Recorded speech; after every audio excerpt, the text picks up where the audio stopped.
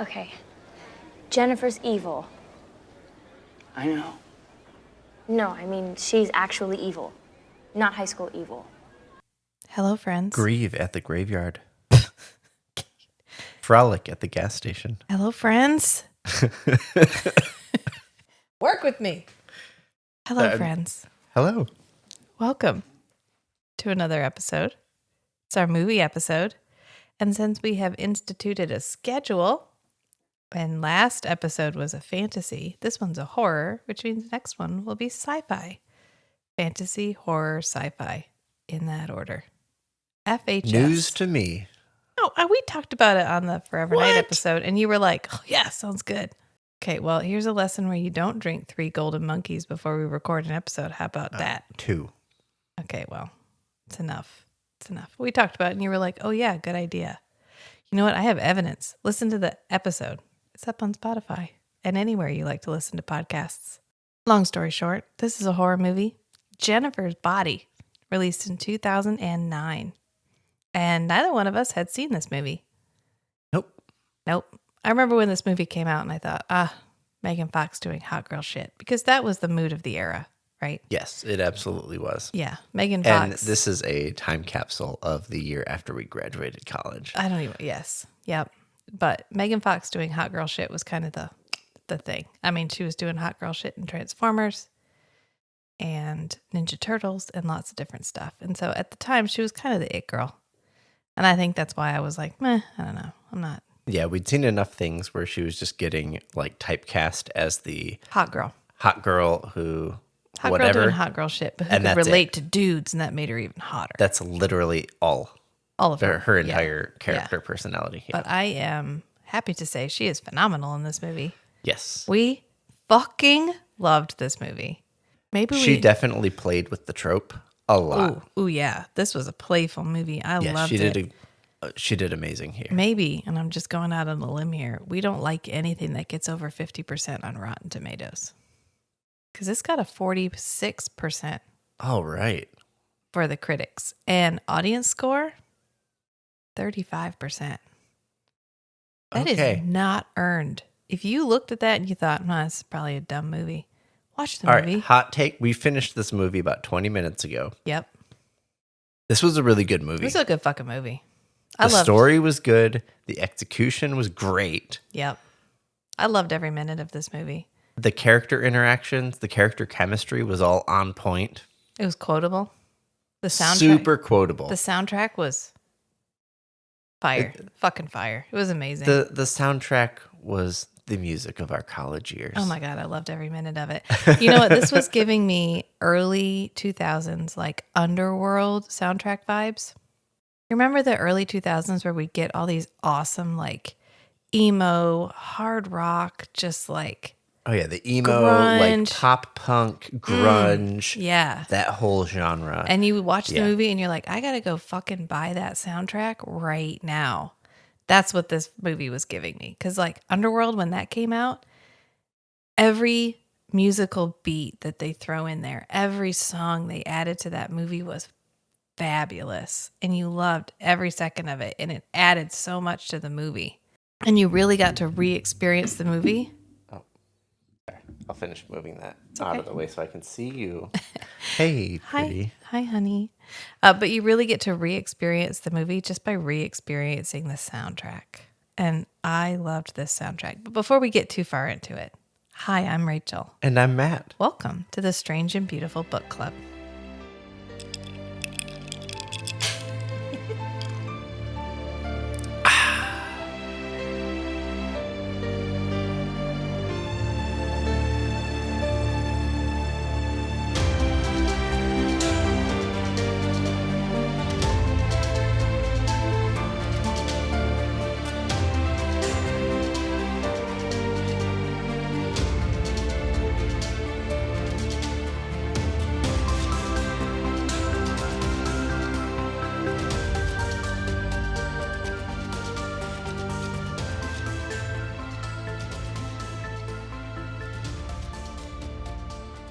So we get our opening. Ooh.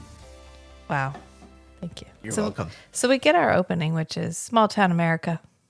Little house, basically the house we live in, just a little ranch style house. And there's a horse in the front yard for some reason. An actual horse? An actual horse. I don't remember Even the the horse. caption said horses neighing at one point. Yeah, there's an actual fucking horse in the front yard, but it doesn't matter. It's metaphorical.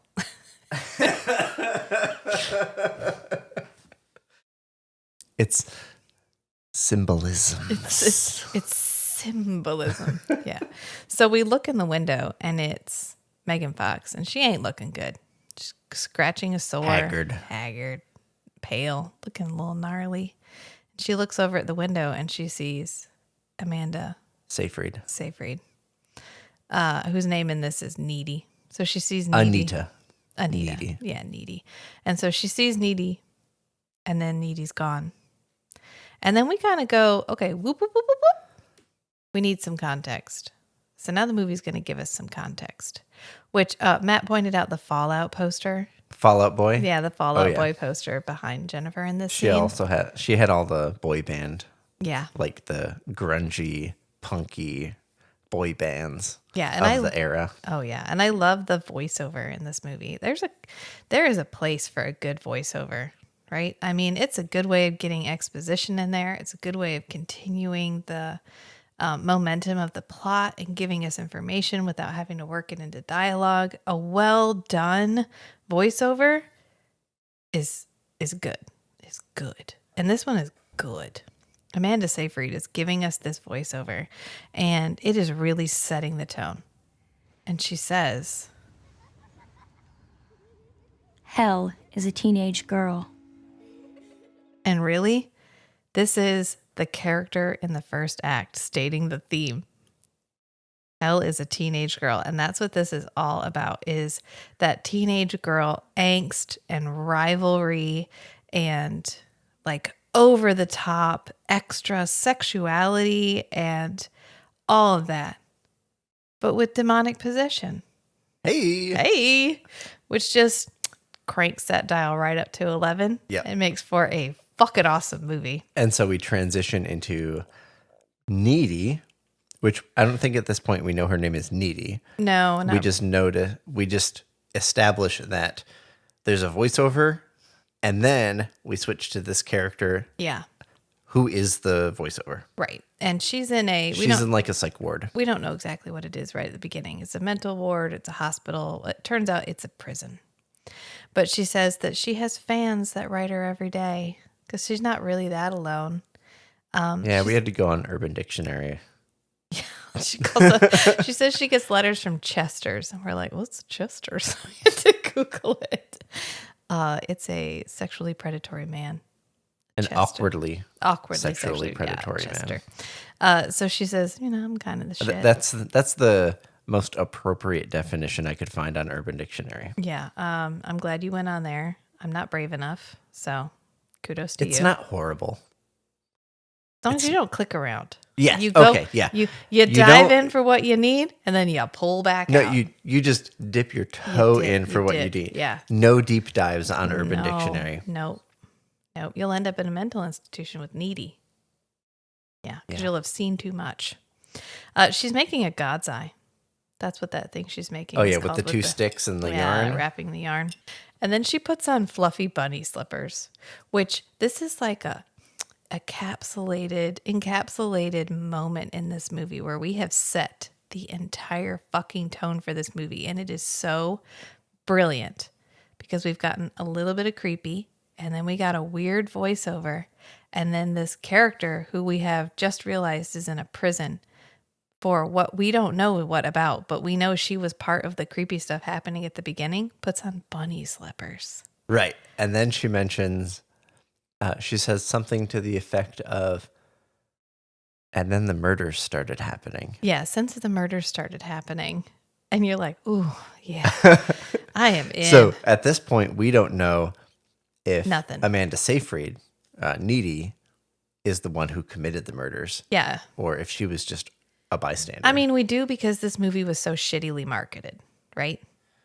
Even then, I had no preconceptions about the the actual content. If you had been the type of person who was keeping up with the hype for this movie, you would have known already that Jennifer was the bad character. Because, yeah. But I wasn't sure if Needy was going to be like framed or if she was going to be like co-opted into You participating don't know in her the murders. role. That's fair. Yeah, I didn't know how involved she was going to be in. I knew Megan Fox's character was some type of supernatural possession. Yeah. Because that was literally like the IMDb movie description. Right, exactly. That's what I'm saying. This movie was it spoiled itself. Yeah. Yeah. And I didn't know how much Amanda Seyfried's character was going to be involved or like inadvertently cooperating in the murders, quote unquote, that she mentioned in the voiceover. So that's where I was at this point in the movie. I was reading a couple of little blurbs about it, about why such a great movie is panned so widely. And one of the things they were saying is that the marketing team was predominantly male. And they really had no fucking clue how to market this movie. And they also spoiled it way too early. Yeah, they also spoiled it way too early. Like, they started marketing this movie 15 months before it was released. Wow. That's like a Google move. A little bit like Black Adam. Remember how Black Adam, for like, I don't know, like 2 years, you were like, wait, that movie hasn't come out yet? I thought that movie was already out. Didn't that movie already come out? Oh, no, shocker. It didn't come out until forever. And by the time it came out, everyone was like, oh, it's finally out. But, oh, why does it suck so bad? Right. That was like how Google marketed Google Wave. Yeah. They started so it early. like a year ahead of time. Yeah. And they were like, oh, it's this cool thing. We're completely like redesigning how email will work. Yeah. If we had to reinvent it today. And then, oh yeah, there's a beta. And then the wait list for the beta was so long. Right. And then by the time they made it open, everyone was like, we're fucking over this shit. Right. They didn't capitalize on the hype. Right. Right. You generate They all let this the hype run out. Yeah. And then it was after the hype ran out, they released it. So probably by the time this movie came out, everyone was like, oh shit, did that not already come out? I thought I missed it. Oh, it's out? Well, I'll wait. Whatever. And so, yeah. And I guess they were even going to have Megan Fox do like interviews with amateur porn stars, amateur intimate film stars. Interesting. Which they were really just like, the point of this movie is the sex. And that is absolutely not the point of this movie. That's the, I'm trying to think of the right term for it.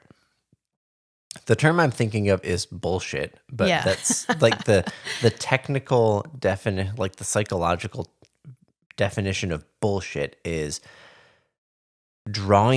intentionally drawing your attention somewhere else away from the relevant information. Hand-wavy. Yeah.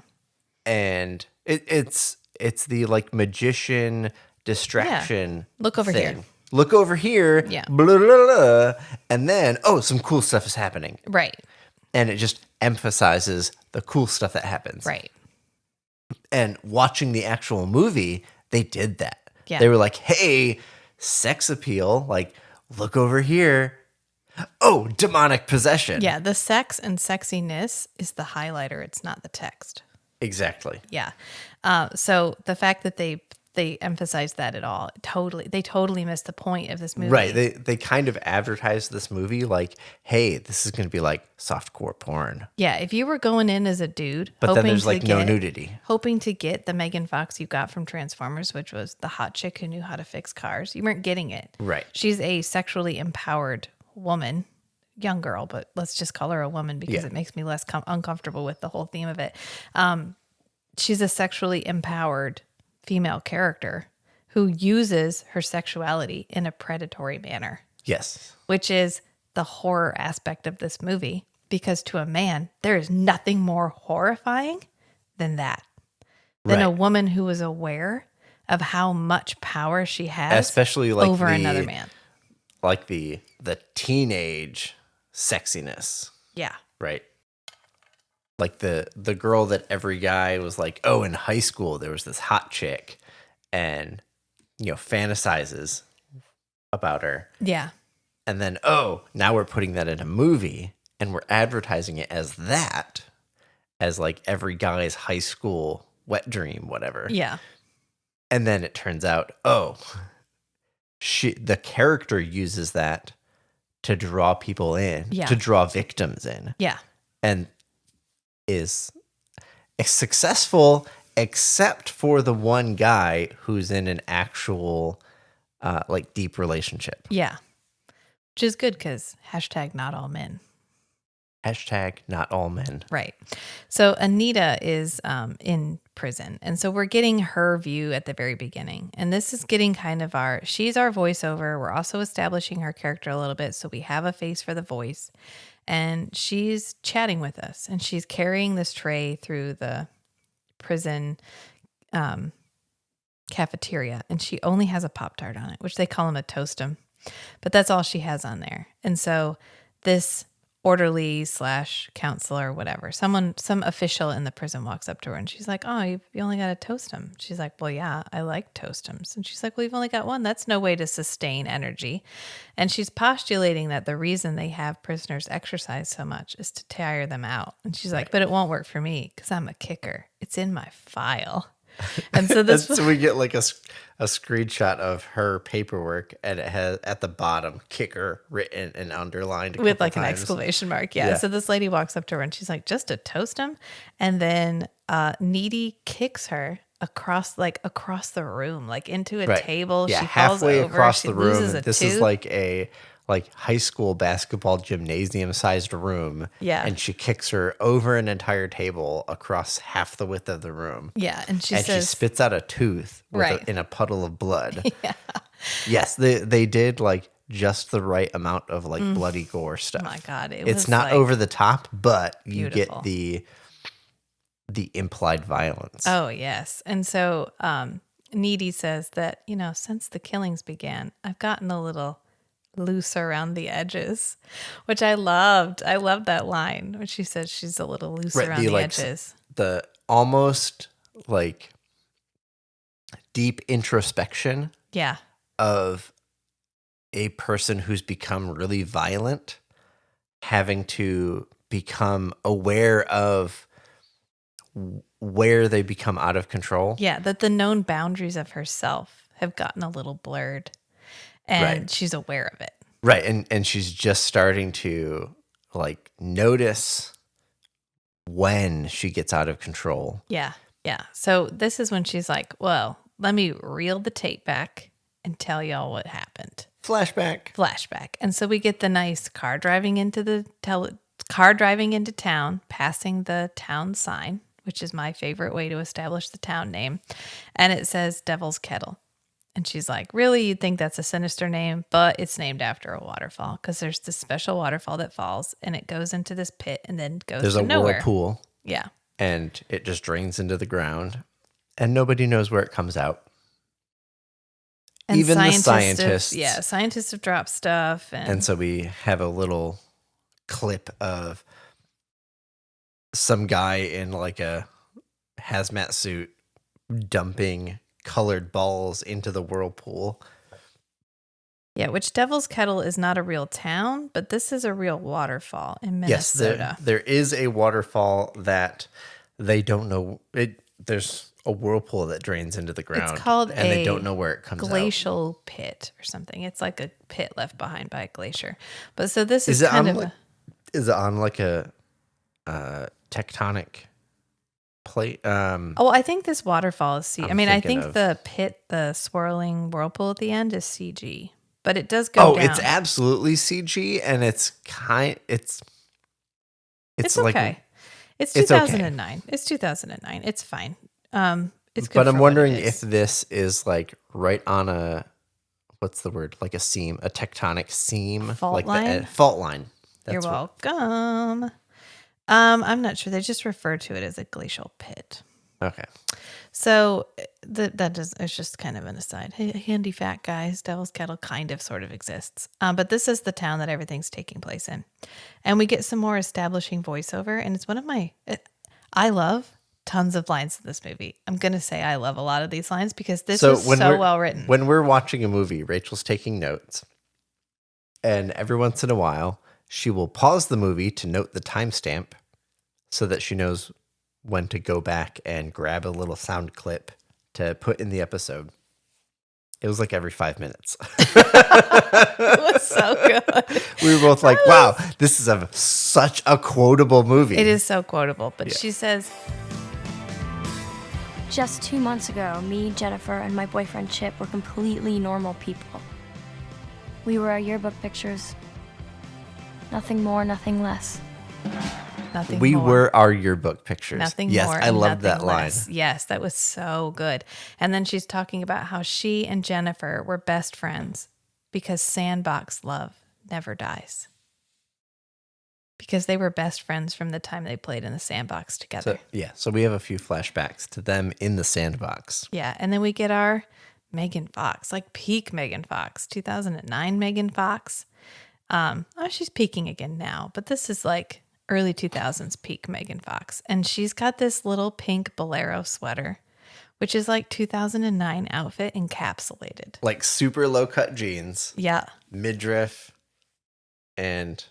Yeah, midriff, like button up top, but then an even shorter pink sweater. Right. Like every layer on top is shorter. Yes. Oh, God. Yes. I love me a bolero sweater. I had so many. But she comes up and greets Needy. And this is our first kind of like, they're best friends, but it's one of those, they're walking the knife edge of best friends and enemies, where they're best friends from Needy's point of view. And from Jennifer, she needs Needy. She needs her because she's not as good as Jennifer. And so she makes Jennifer feel better about herself because she's not as hot and sexy as Jennifer. Right. So Jennifer says, "What's up, Monostat?" Yeah, they have a whole bunch of... And so she goes, "Not much. How are you, Vagisil?" Yeah, it's like the guy banter where the ironic, the ironic banter, where you're technically insulting each other, but you experience an emotional reaction to the words that I said, and then you look at me, and I'm smiling or whatever. I'm giving you enough nonverbal cues to let you know I was doing that on purpose. Yeah.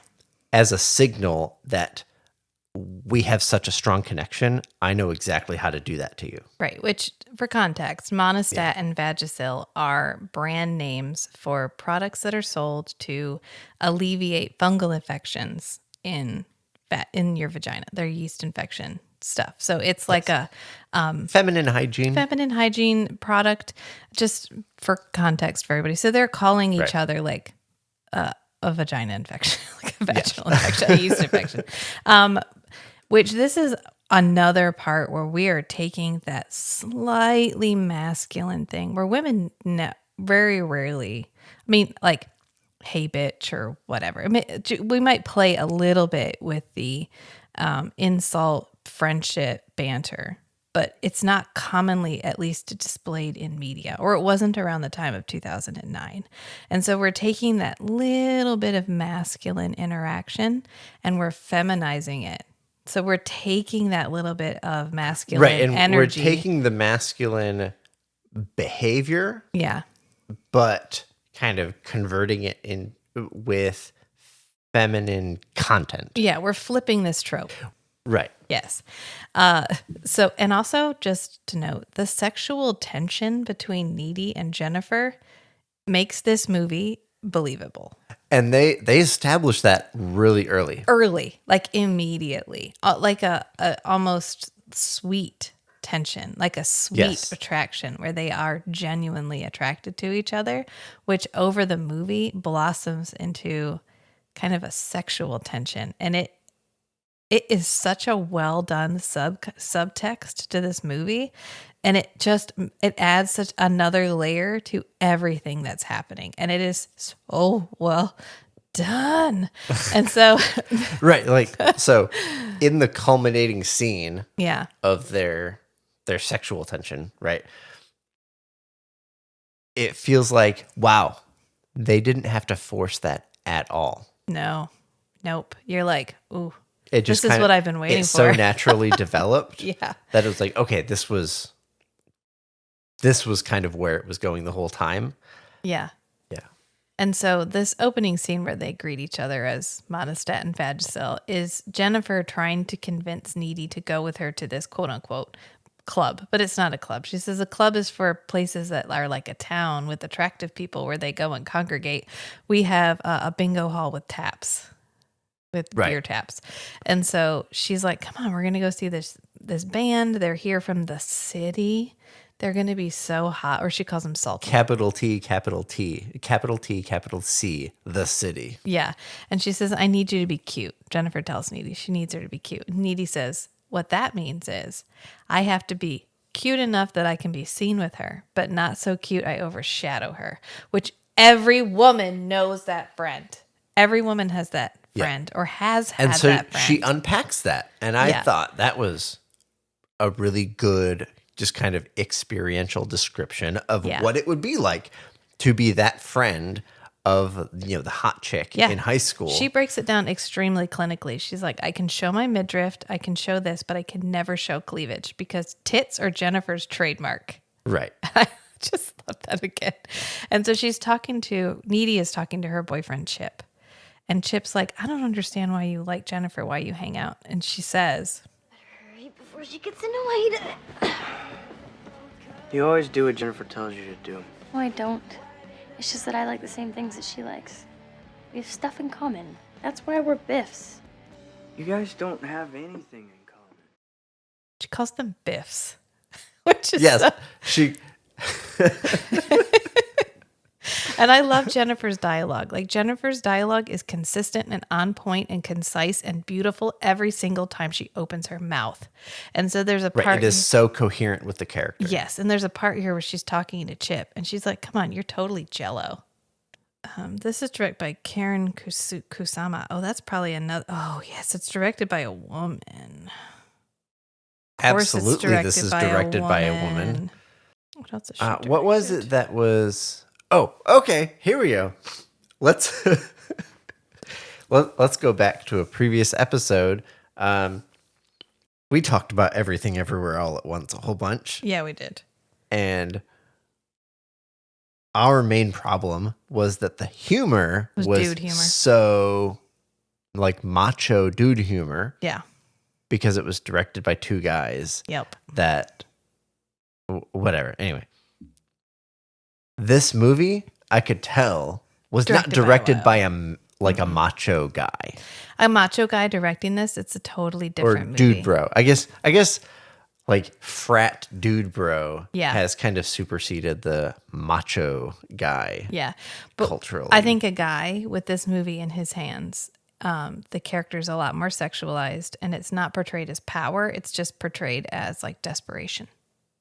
Yeah, and there would be a lot more fan service. Yeah, but I'm glad a woman handled this because it's beautiful. But after we have this Jello line, which I just love, and we get the sense here that Jennifer's a little abusive. She's a little abusive to Needy. That this is a very absolutely enmeshment relationship where Needy, ironically Needy, is kind of enmeshed with Jennifer, and Jennifer's larger than life personality. Yeah. I would say the implication that I was getting from you is that Jennifer is the needy one. Jennifer needs Anita. Yeah. Anita is kind of okay on her own, but she has all this history with Jennifer, which just kind of biases her toward, okay, I'll kind of go with whatever she wants. She's that person hanging onto the friendship long after she should have let it go. Yes. Which we've all been there. It's relatable. And we go to the bar. And that's why it comes off so well in the movie, is because we've all had that friendship, or probably most of us have had that friendship that has lasted for years, and then it gets to a point where, okay, I'm only still hanging out with this person out of habit. It's like the the sunk cost fallacy. Like Yeah. I've spent so much time and effort on this thing Absolutely. that it would be a waste for me to leave it behind now. Which sometimes those friendships come through, right? I mean, we weather being teenage girls together, and then we grow up and we both handle our shit and we grow together. Unless your friend gets turned into an evil flesh-eating demon, and then you can't. That moment is stolen from you. Which it's about to be, because we just arrived at the bingo hall with beer taps. And so they walk in, they get the X on their hand because they're not 21. They're just teenagers. And they are circulating about the room, which they know just about everybody. And Right. It's a small town. right, because it's a small town. And Needy makes a comment like, oh, look, that's Ahmed, the charming The foreign exchange student. And Jennifer's like, oh, I wonder if he's circumcised. I've always wanted to do a sea cucumber. Her overt sexualization of men in this movie is It's a just- mockery. oh, Right? it's beautiful. That was a chef's kiss. I don't know if you heard it. Every single time, it's beautiful because Yes. this is she usually our pulls masculine off- character. She is mocking the trope. Yes, Just every line, Perfectly. timing, perfectly. intonation is awesome. The sexually predatory man who's portrayed as attractive and desirable. That's who she's playing. Right. But it's the gender swap. But it's the gender swap that makes this movie. Yes. If that character was male, this is a run of the mill. I've seen it a million times. Horror movie. But because we made this character female and she so perfectly embodies that like sexual predatoriness, it's beautiful. So we talk about Ahmed, which is relevant. And she says every thought out loud. Yeah. Oh yeah. And There's then she's not filtering anything she's saying. no. It's totally of the time. This is the cultural perception of what the like vapid hot chick would be thinking Yeah. when she's walking around, like evaluating the room. Right. Yeah. And so some guy tries to hit on her. I think it's Craig. Craig. Yeah. And she's like, "Pfft, no. Craig thinks he's cute enough for me. Yeah. And he's like, swing and a miss.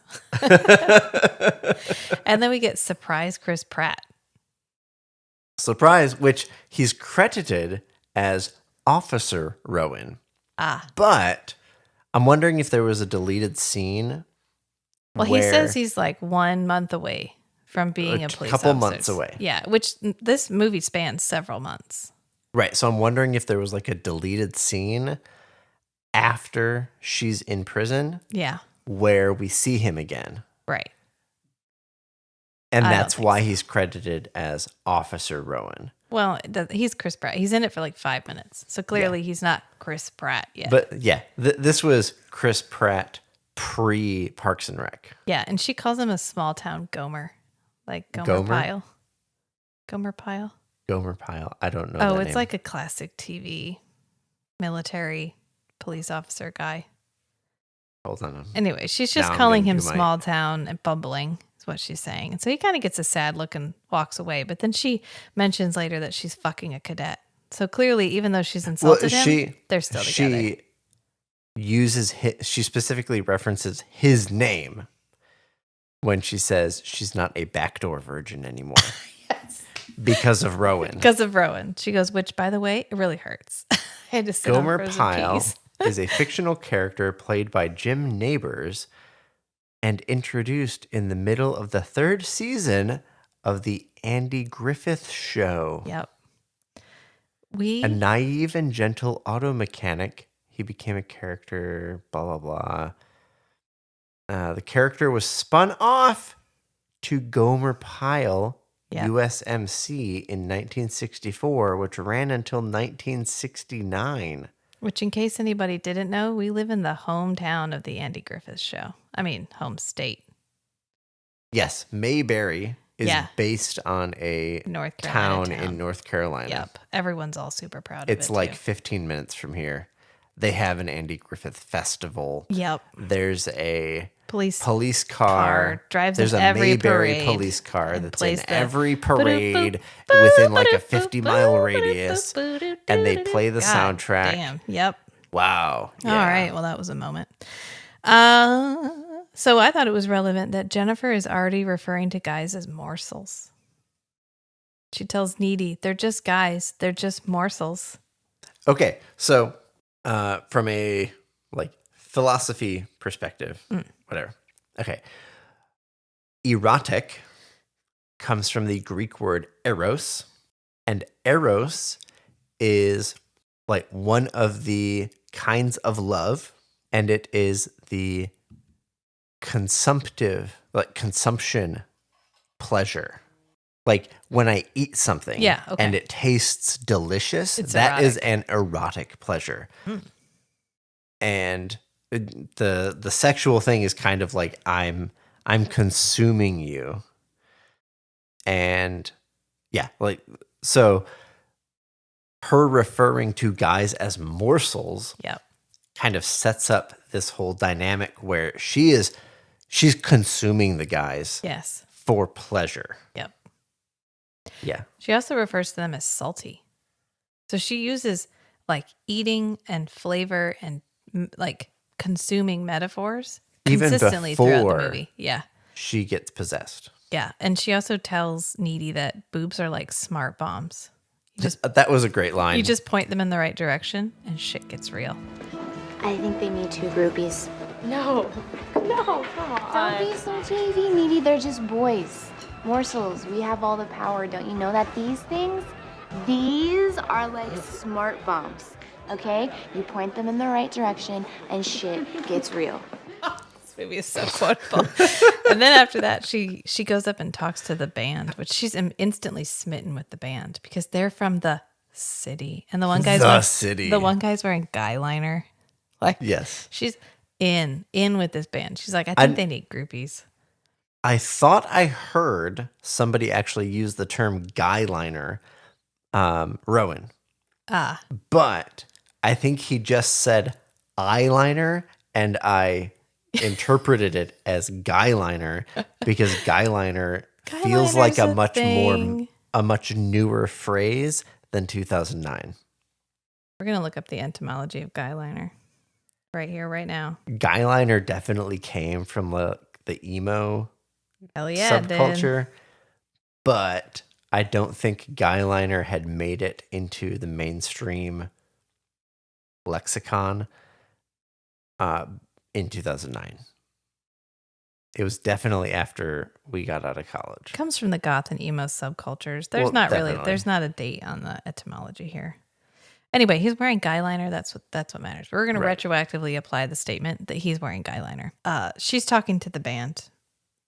Jennifer's talking to the band, and she just gets totally caught up in the moment. She's like, you want a drink? I'll get you a drink. So she goes to get the main guy a drink. She's like, we have a 9/11 tribute drink. It's red, white, and blue, but you got to drink it fast or it all kind of turns brown. And so she's leaving, and Needy's like, well, you can't buy alcohol. And she's like, it's fine. I'll just play Hello Titty with the bartender. Hello Titty. So, right? She's mocking the trope. Oh, and beautiful. I love it. It's beautiful. It's so well done. So then Needy is playing on the pinball machine. And she's listening to the main, like the lead singer talking. And he's like, oh, she's totally a virgin. That girl is totally a virgin. Every small town has them. He's like, I grew up in a town like this. I know exactly what they're like. Every town has that girl. Yeah, I think they think they're hot shit, but they've never done anything. Like they've never had sex before. And so Needy comes over and she's like, you're right. She is a virgin and she's my best friend. And you guys are talking about her like that behind her back and it's gross.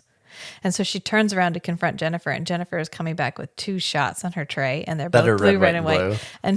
And Needy's like, we need to talk. And Jennifer goes, oh shit. And she looks down at the tray. And you can see the top layer of alcohol. One shot glass is higher than the other. Yeah. And so she looks down and goes,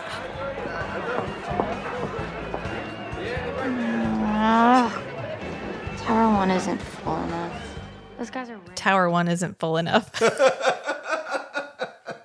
And so Needy is like, those guys were talking about how you're a virgin. And she's like, what? I'm not even a backdoor virgin anymore. And by the way, Thanks to Rowan. And by the way, that hurts. I couldn't even go to flag practice. I had to sit on a bag of frozen peas. And the name of the band, by the way, is Low Shoulder, which I thought was a really interesting name. But they start their song, and it's not bad. It's not bad. Their song that they're singing. Right. It's okay. It's a little emo. It's a little generic indie band, whatever. And fire breaks out. Like fire starts burning off on the side. Where's the sound guy? There's always a sound guy. I know, because I used to be the sound guy. And it's a plot hole. And so, like, retrospectively, they didn't have a sound guy. No. And I'm pretty sure the fire broke out from improperly hooked up equipment. It's intentional. The fire is intentional. You think the band intentionally? Yeah, that's why he looks over at the fire, sees it, and just keeps playing and smiles. I thought he was just so enamored. I think it's part of our whole whatever's happening. Part of what they're doing. He is trying to seduce Jennifer as much as Jennifer is trying to seduce him. Right, because they have an ulterior motive. Right. Yeah. Like now, retrospectively. Yeah. I see that. But fire breaks out and people start trampling each other. Shit gets real weird. Shit gets real all of a sudden. So we're in this moment. Jennifer's making eyes at the lead singer. Fire's creeping up the wall. And then, shit, he's fire's singing everywhere. The whole song. Like Looking eyes locked on her. Right. So Needy saves Jennifer because Jennifer's in kind of a trance. So she grabs Jennifer and they climb out on the sticker toilet. Yeah, she opens they climb the out window. the window. Yeah. And so then the lead singer shows up and he's just holding a cup and he's like, huh. It's like a whiskey on the rocks. Yeah, he's like, shit's going down, huh? You guys want a drink?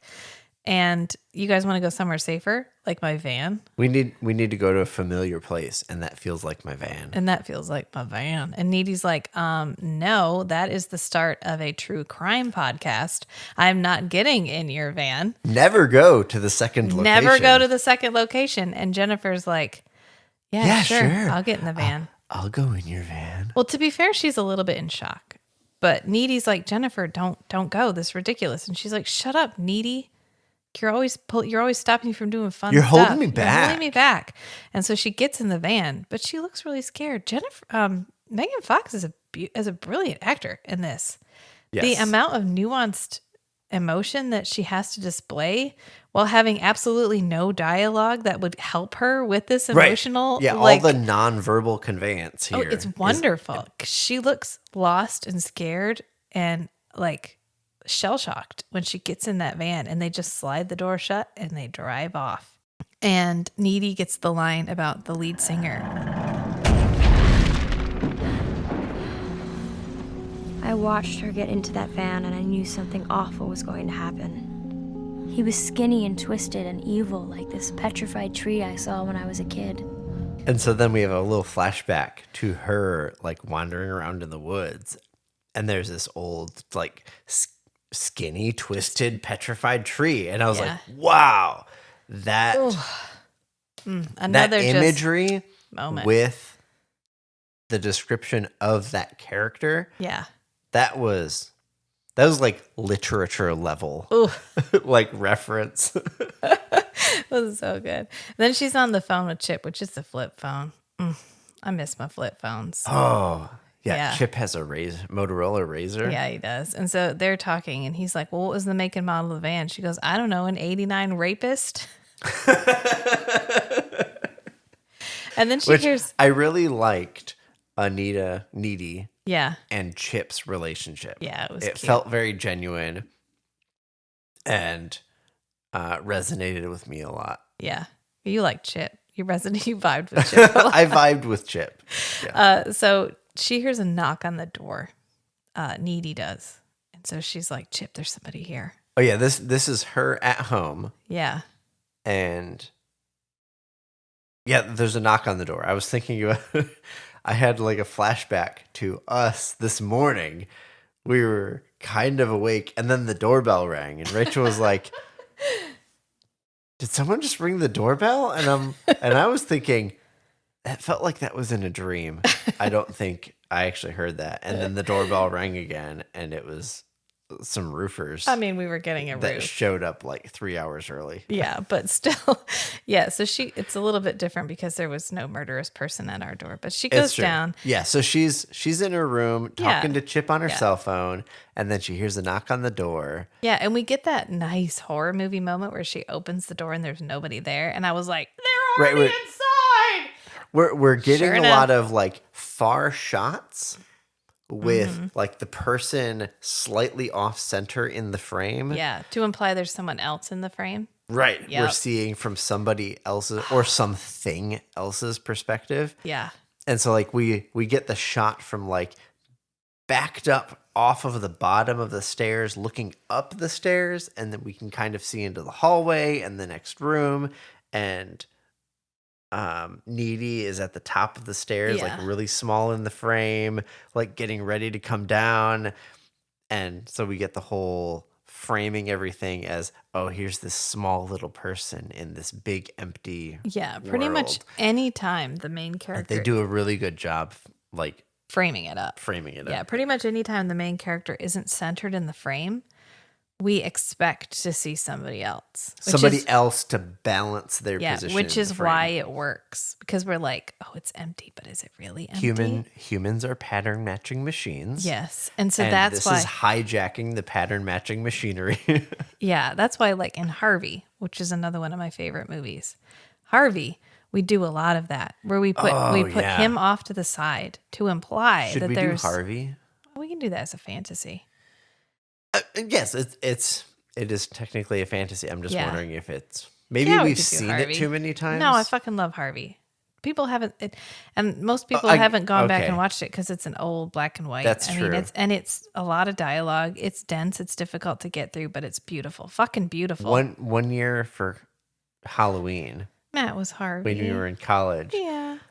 So we keep expecting to see Jennifer. We keep expecting to see whatever it was that knocked on the door. Because when she looks out, there's nobody. And then we see a shadow move behind her. Yes. And then she shuts the door and we expect to see Jennifer behind her, but we don't. And then she walks down the hallway and she opens the door to the basement stairs. Yeah. And so then the door is directly behind her from the camera's perspective. And Rachel was like, oh, she's right behind the door. So then she closes the door and everything's framed so that after you close the door, if there was another person right there, you'd see it. You'd see it. Yeah. So like she's kind of lower in the frame than you would expect if you were just expecting to look at Needy, right. Anita.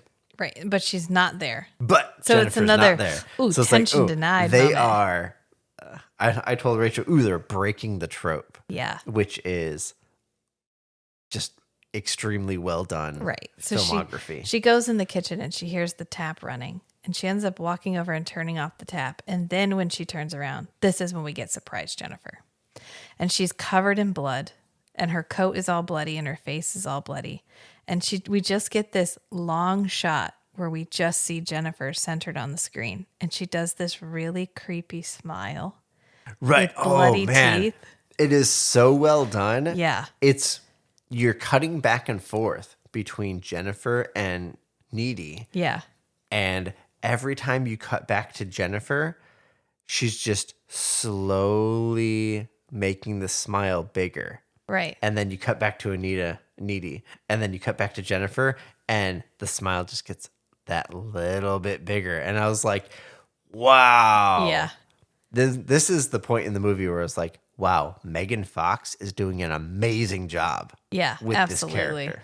And so she gets done smiling at Needy, freaking Needy out, really. And she goes over to the refrigerator, rips it out, and like pulls out a chicken and starts eating the chicken. And when Needy tries to talk to her, she roars at Needy and then vomits all over her and then starts giggling. And it's just, it's our, oh no, point, shit's fucked up scene. And it's done. Right. This is the horror introduction scene. Yeah.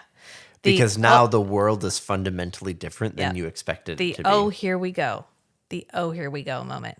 And so Needy tries to run away, and Jennifer catches her in the hallway. And this is a wonderful twist on the usual, like, this is usually a male and a female character. And it's a predatory and it's the male predatory sexual male behavior toward the defenseless female. Except it's Jennifer pushing Needy against the wall and kind of running her hand up her side and grazing her breast and like just doing hitting all of the sexual predator moments. Right. Yeah, so she gets like, she grazes her teeth on Needy's throat and then she disappears. She runs out. And right, I was like, is she going to like give her a hickey or something? No. Like a permanent mark? Which we kind of explain this later.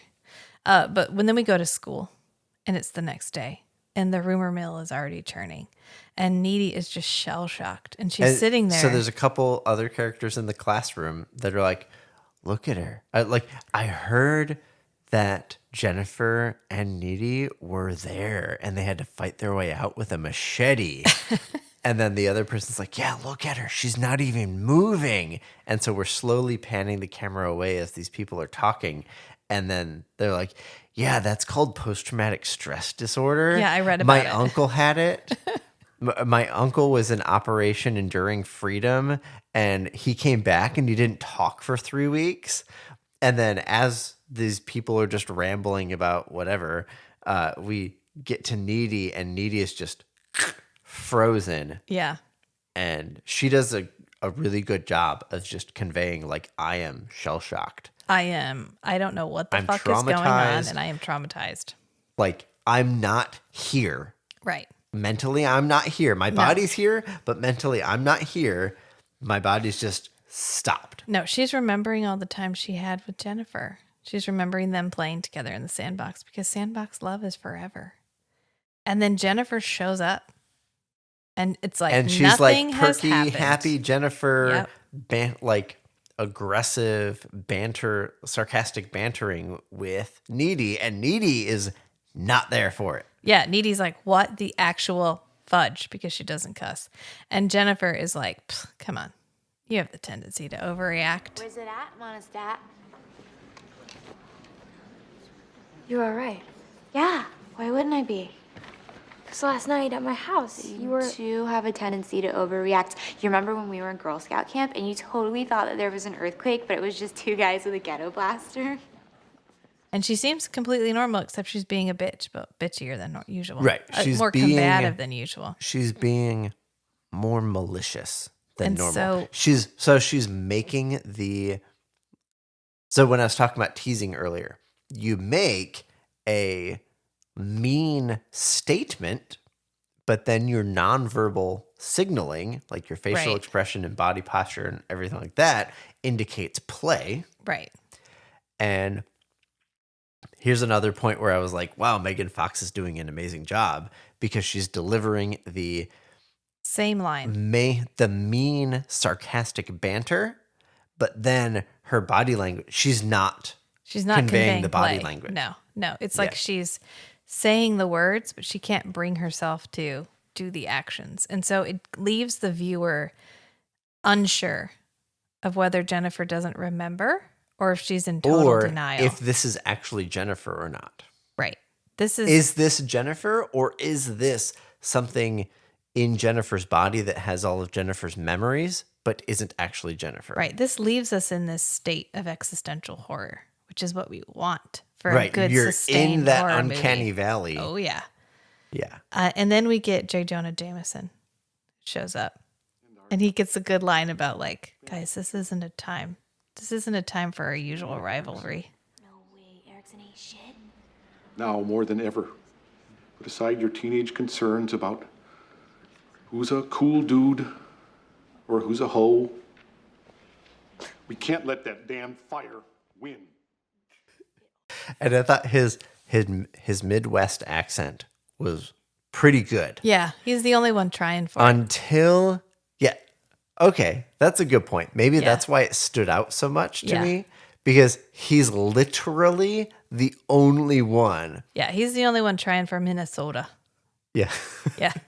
Until he gets emotional. Yeah. So he's in the classroom and he's making this kind of speech to the students, and then he kind of amps up the emotion and drops the accent. Whatever, it's fine.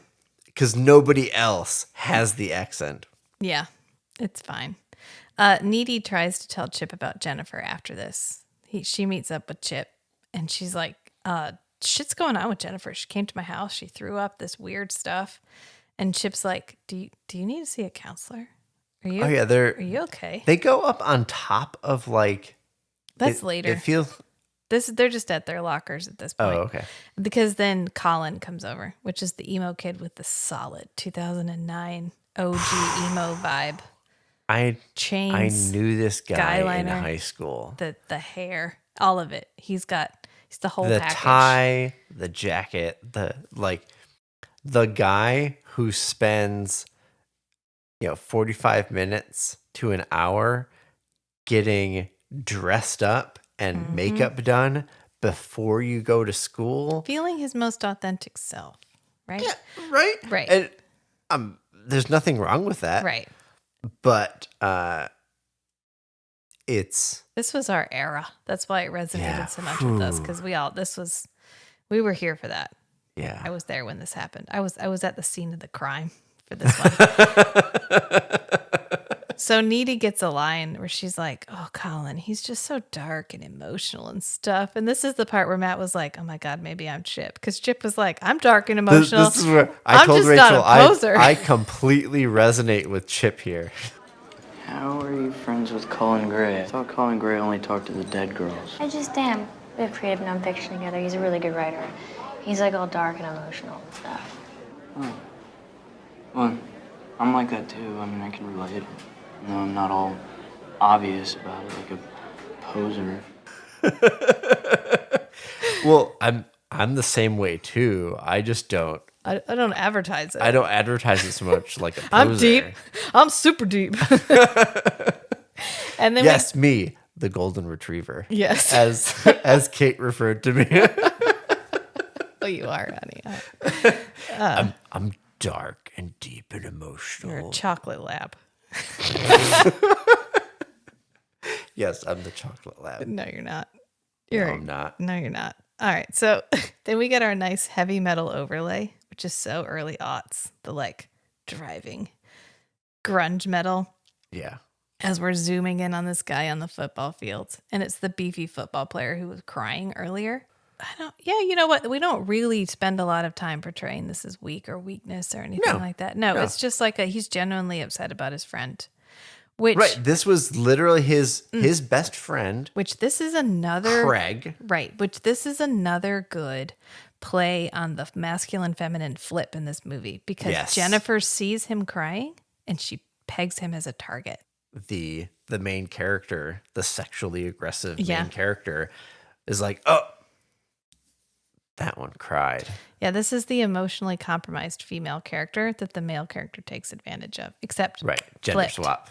Gender swapped, which I love. God, I love a good gender swap. I know we keep going on about it, but it's so well done in this movie. And if you haven't seen this movie or you're just listening to us rant about it, stop what you are doing. Go and watch it now. Pause the podcast. It'll still be there when the movie's over.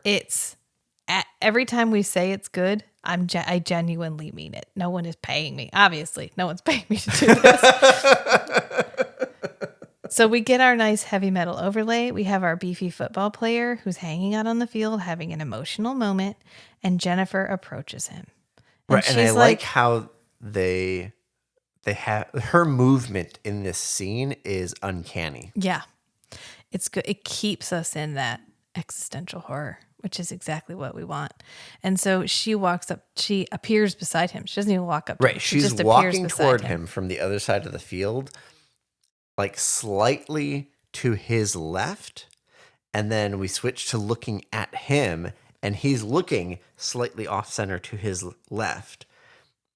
And then she pops in from his right side. Yep, she's suddenly there. And I was like, wow. And he's surprised, as is the viewer. Right. And so she's like, are you sad about Craig? And he's like, yeah, I'm broken up about Craig. And she's like, feel my heart, Jonas. And she takes his hand and puts it. I was the last person to talk to him like ever. Yeah. And so she takes his hand and puts it on her heart, which is not her heart. It's her breast. Which we at the almost at the end of the movie, we have a callback to this scene. Yeah. Which I'll mention then. Yeah, we'll get there. Don't spoil it. She's like, I thought one of the other lines that popped out at me at this scene was, she's like, yeah. And when I saw Craig, he said how he always thought how me and you would be such a banging couple. And he's like, He's banging? He's like, you said banging? And she's like, totally. But then she puts his hand on her quote unquote heart. And she's like, feel my heart, Jonas. I think it's broken. Anyway, it works. He's like, well, obviously my friend wanted us to bang. That's the last thing he wanted. I can't deny his last request. So they walk off into the forest and they're like making out in the forest. And he looks around and there's all of these forest animals. The animals. Which is like a horrible inverse Disney princess bullshit where like all these animals have shown up. Which is so impactful. Yeah. Right? Because, and he's like, what is happening? And she's like, oh, they're waiting. And he's like, what? And she's like, and then she unzips her hoodie, which doesn't have anything underneath of it. And of course he's like, okay, yeah, fuck the forest animals. Forget what they were out. At this point, if it was directed by a guy, there'd be just a ton of boobs flying around. Yeah. Right? Right. And so this is when I started thinking, okay, this is not directed by a guy. Right. Because we don't see anything. It's all implied. Yeah. Which is great for the plot. Yeah. Like, I loved it. I mean, boobs, great. Yeah, I love whenever boobs show up. But artistic absence of boobs. Artistic absence of boobs. Also good. Also good. Good. Just for the impact of the plot. Right. Right. I think if we'd thrown a bunch of tits in here, it's a different movie. It cheapens everything. Right. Yeah. It takes away the, I mean, the only time there's any kind of boobs is in the, when Needy and Chip are having an intimate moment. Yeah. There's like a little bit of side boob, but it really fits in. There's just a very innocent, like gentle sex scene, basically. Yeah. Right. And they're just having fun, being teenagers, being intimate, whatever. And so it fits there because it's not predatory. It's not predatory, overtly sexual, whatever behavior. It's just two people hanging out and they're naked and they're being kind of playful with each other. Plus, these are young characters. It would have felt exploitative if we'd had too much nudity. But so she does the like demon face. We get monster face from Jennifer. Yeah. So they're back to the actual scene that we're in the movie. Boobs aside, we're back to she eats him and not in a good way, basically. Chomp. And we hear screaming. And the teacher, J. Jonah Jameson, hears the screaming from his car. And he's like, oh, let it all out, kids. Just let it out, kids. But then it kind of goes on too long. And he's kind of like, that was a little too much. I think maybe somebody's getting murdered in the woods. So then he goes and finds the body. And then we cut to Needy.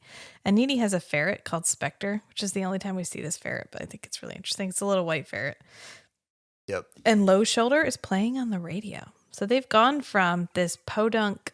I can say podunk because I live in a podunk town. We've gone from this like obscure band who was playing in this small town that didn't even have a real club to playing on the radio. Because that's the only venue they could book. Right. To playing on the radio. And they're being called the heroes of the fire. And they're talking about how they helped people get out, even though Needy knows they didn't do shit. They sat there and drank whiskey and then kidnapped a girl.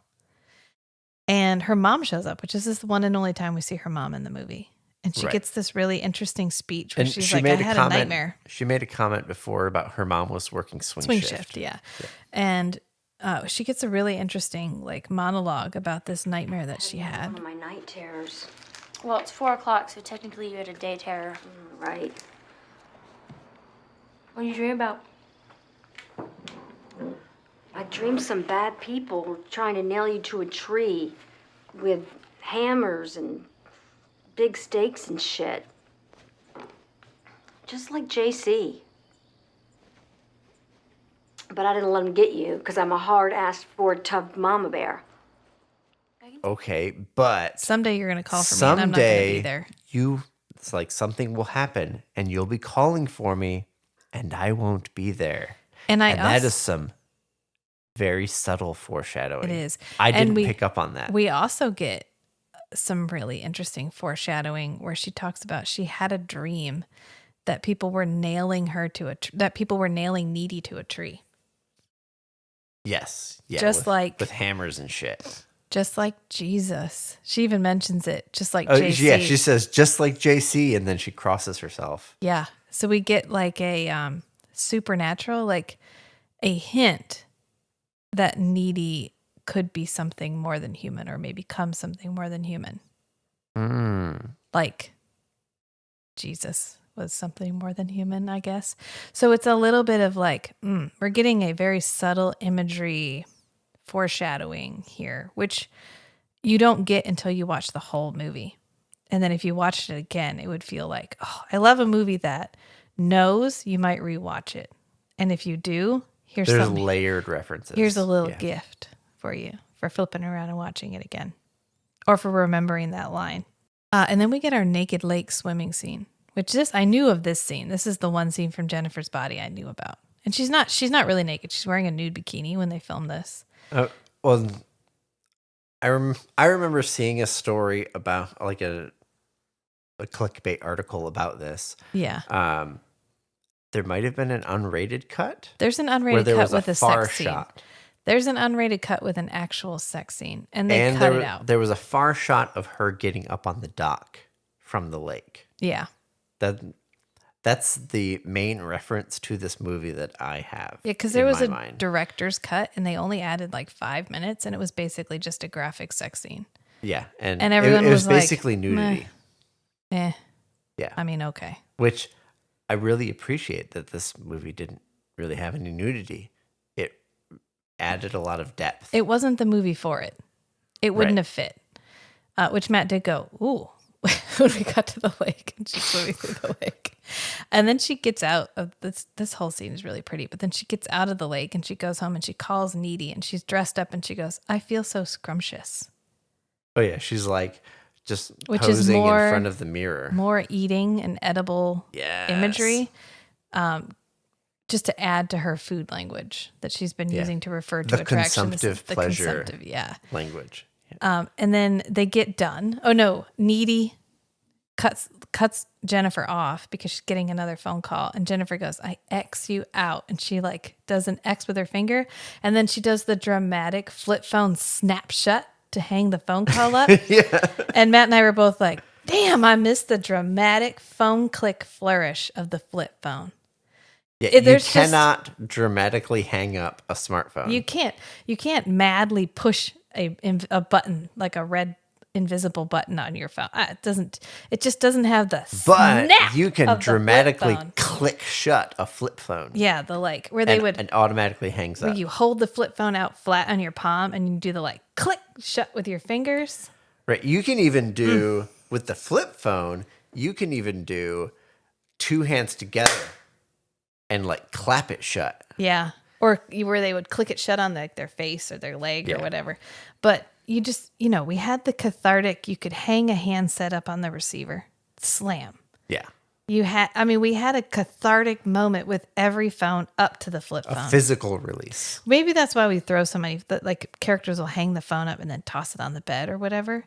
Because that's where you get your cathartic. Right. Yeah, you need the physical release. Yeah. When you terminating the conversation and you're distancing yourself from it. Yep. And so rather than having that physical movement and action, you have to literally distance yourself from the device. Phone. Yep. Yeah.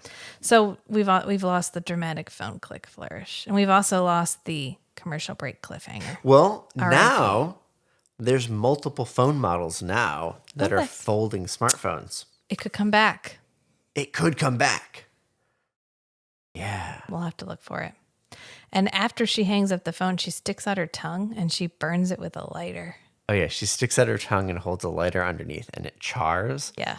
And then she pulls her tongue into her mouth, and she sticks it back out again, and the char is gone. And she goes, I am a god.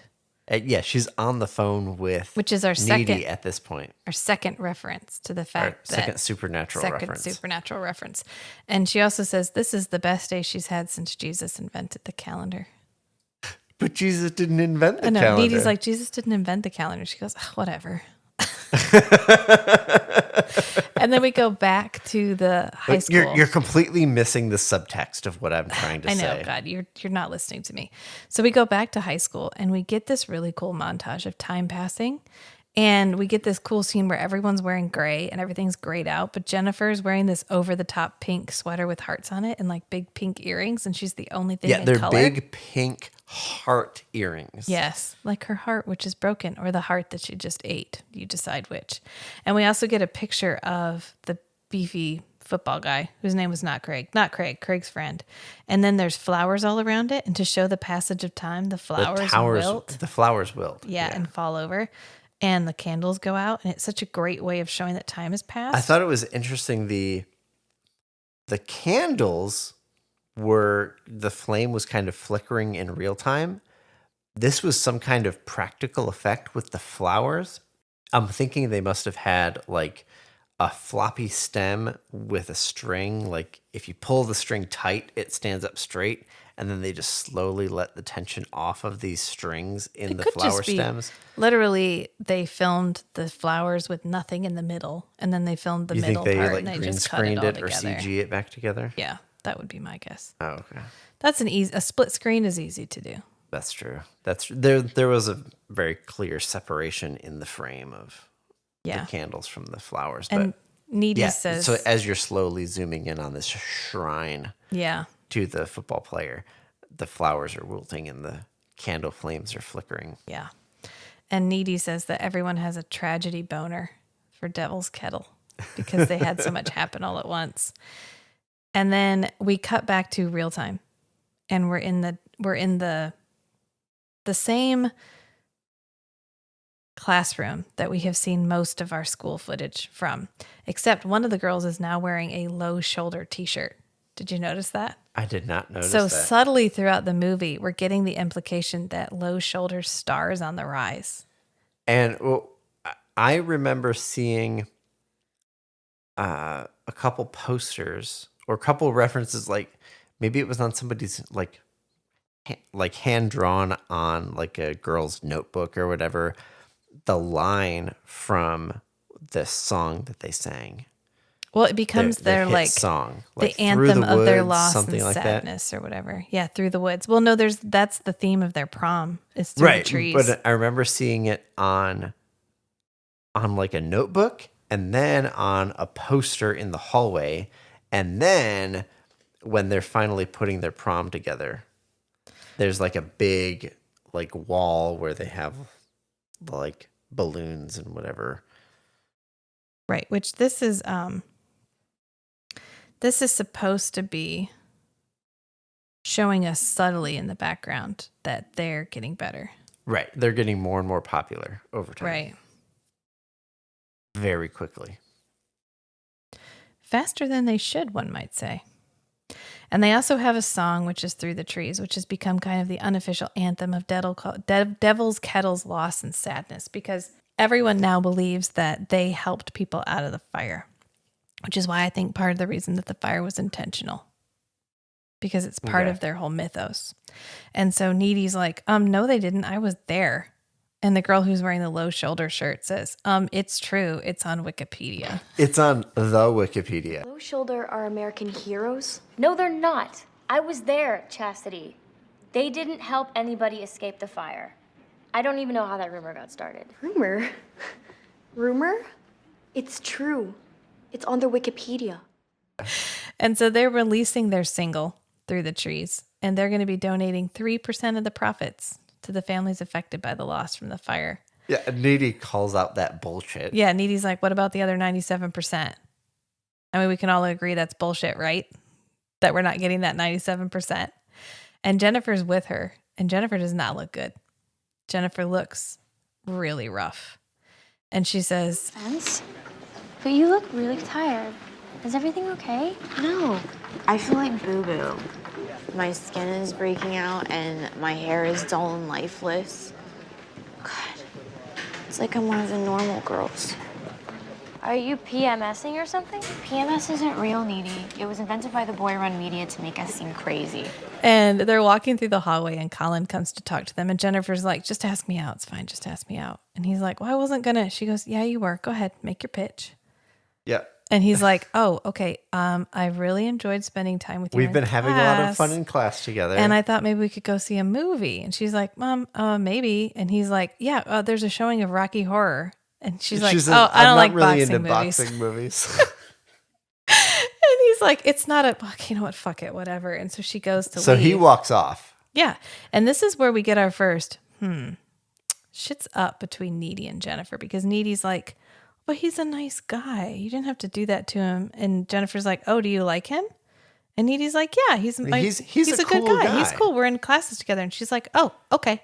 And so then she goes to talk to Colin, which we know at this point she's going to eat him. Right. And the only reason she is targeting Colin is because Needy likes him. Right.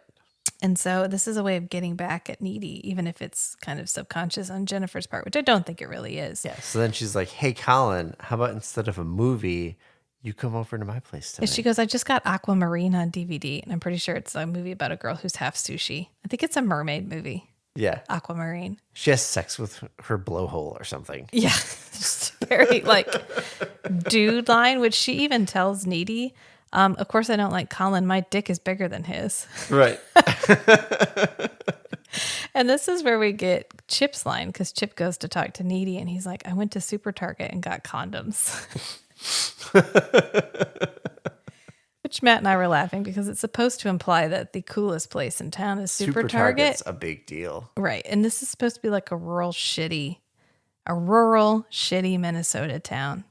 And they have a Super Target. That's how shitty you know they are. We don't even have No. He must have driven a long way. Right. To go to Super Target. We live in a rural town, and our perspective on this is the closest Target is an hour away. So he must have really gone out there to get these condoms, which we find out are like really wanted that. We find out they're like specialty. They're like for her pleasure condoms. Something swirl. Yeah.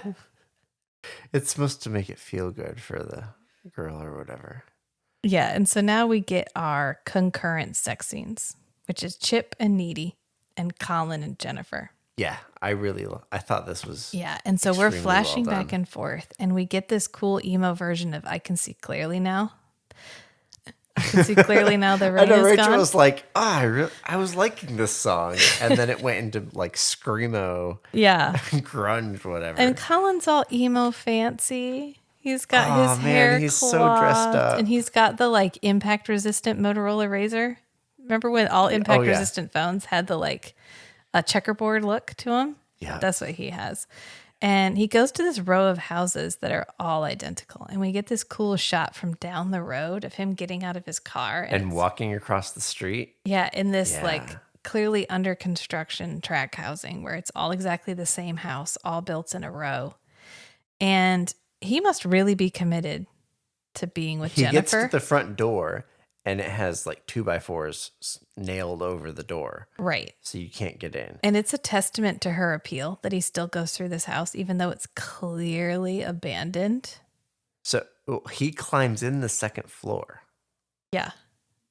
He goes up the stairs because that's when that bird flies at his face and you go, that's a big fucking bird right there. Well, that's after he gets inside. Yeah, after he gets inside. But the window that he climbs into is on the second floor. Yeah, he's committed. And so then he's going down the stairs and like a raven pops in. Let's go crow, because then that's a big fucking bird right there. I'm going to do an impression. Caw, fuck, I'm dead.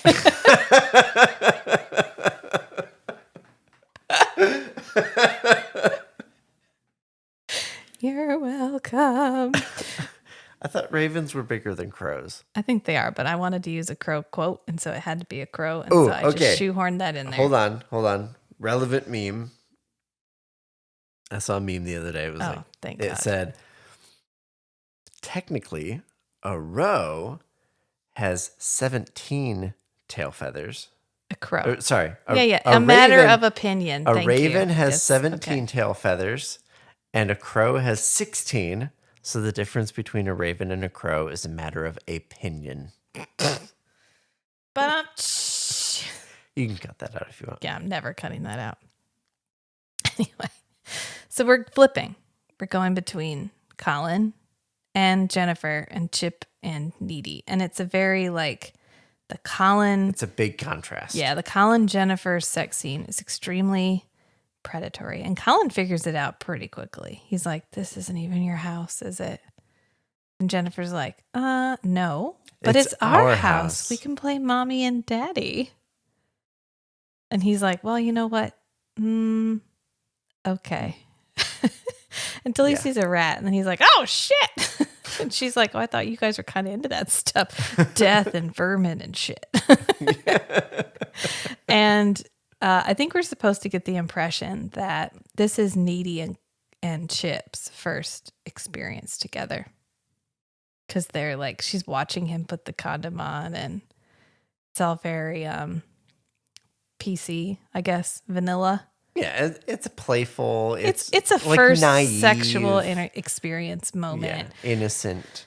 Right. Whereas Jennifer is clearly taking advantage of Colin because she tells him she really likes him. He always gives her such a wetty, which I thought was a really interesting phrase. And she also takes his pants off and he has all these emo chains. And she goes, nice hardware, ace.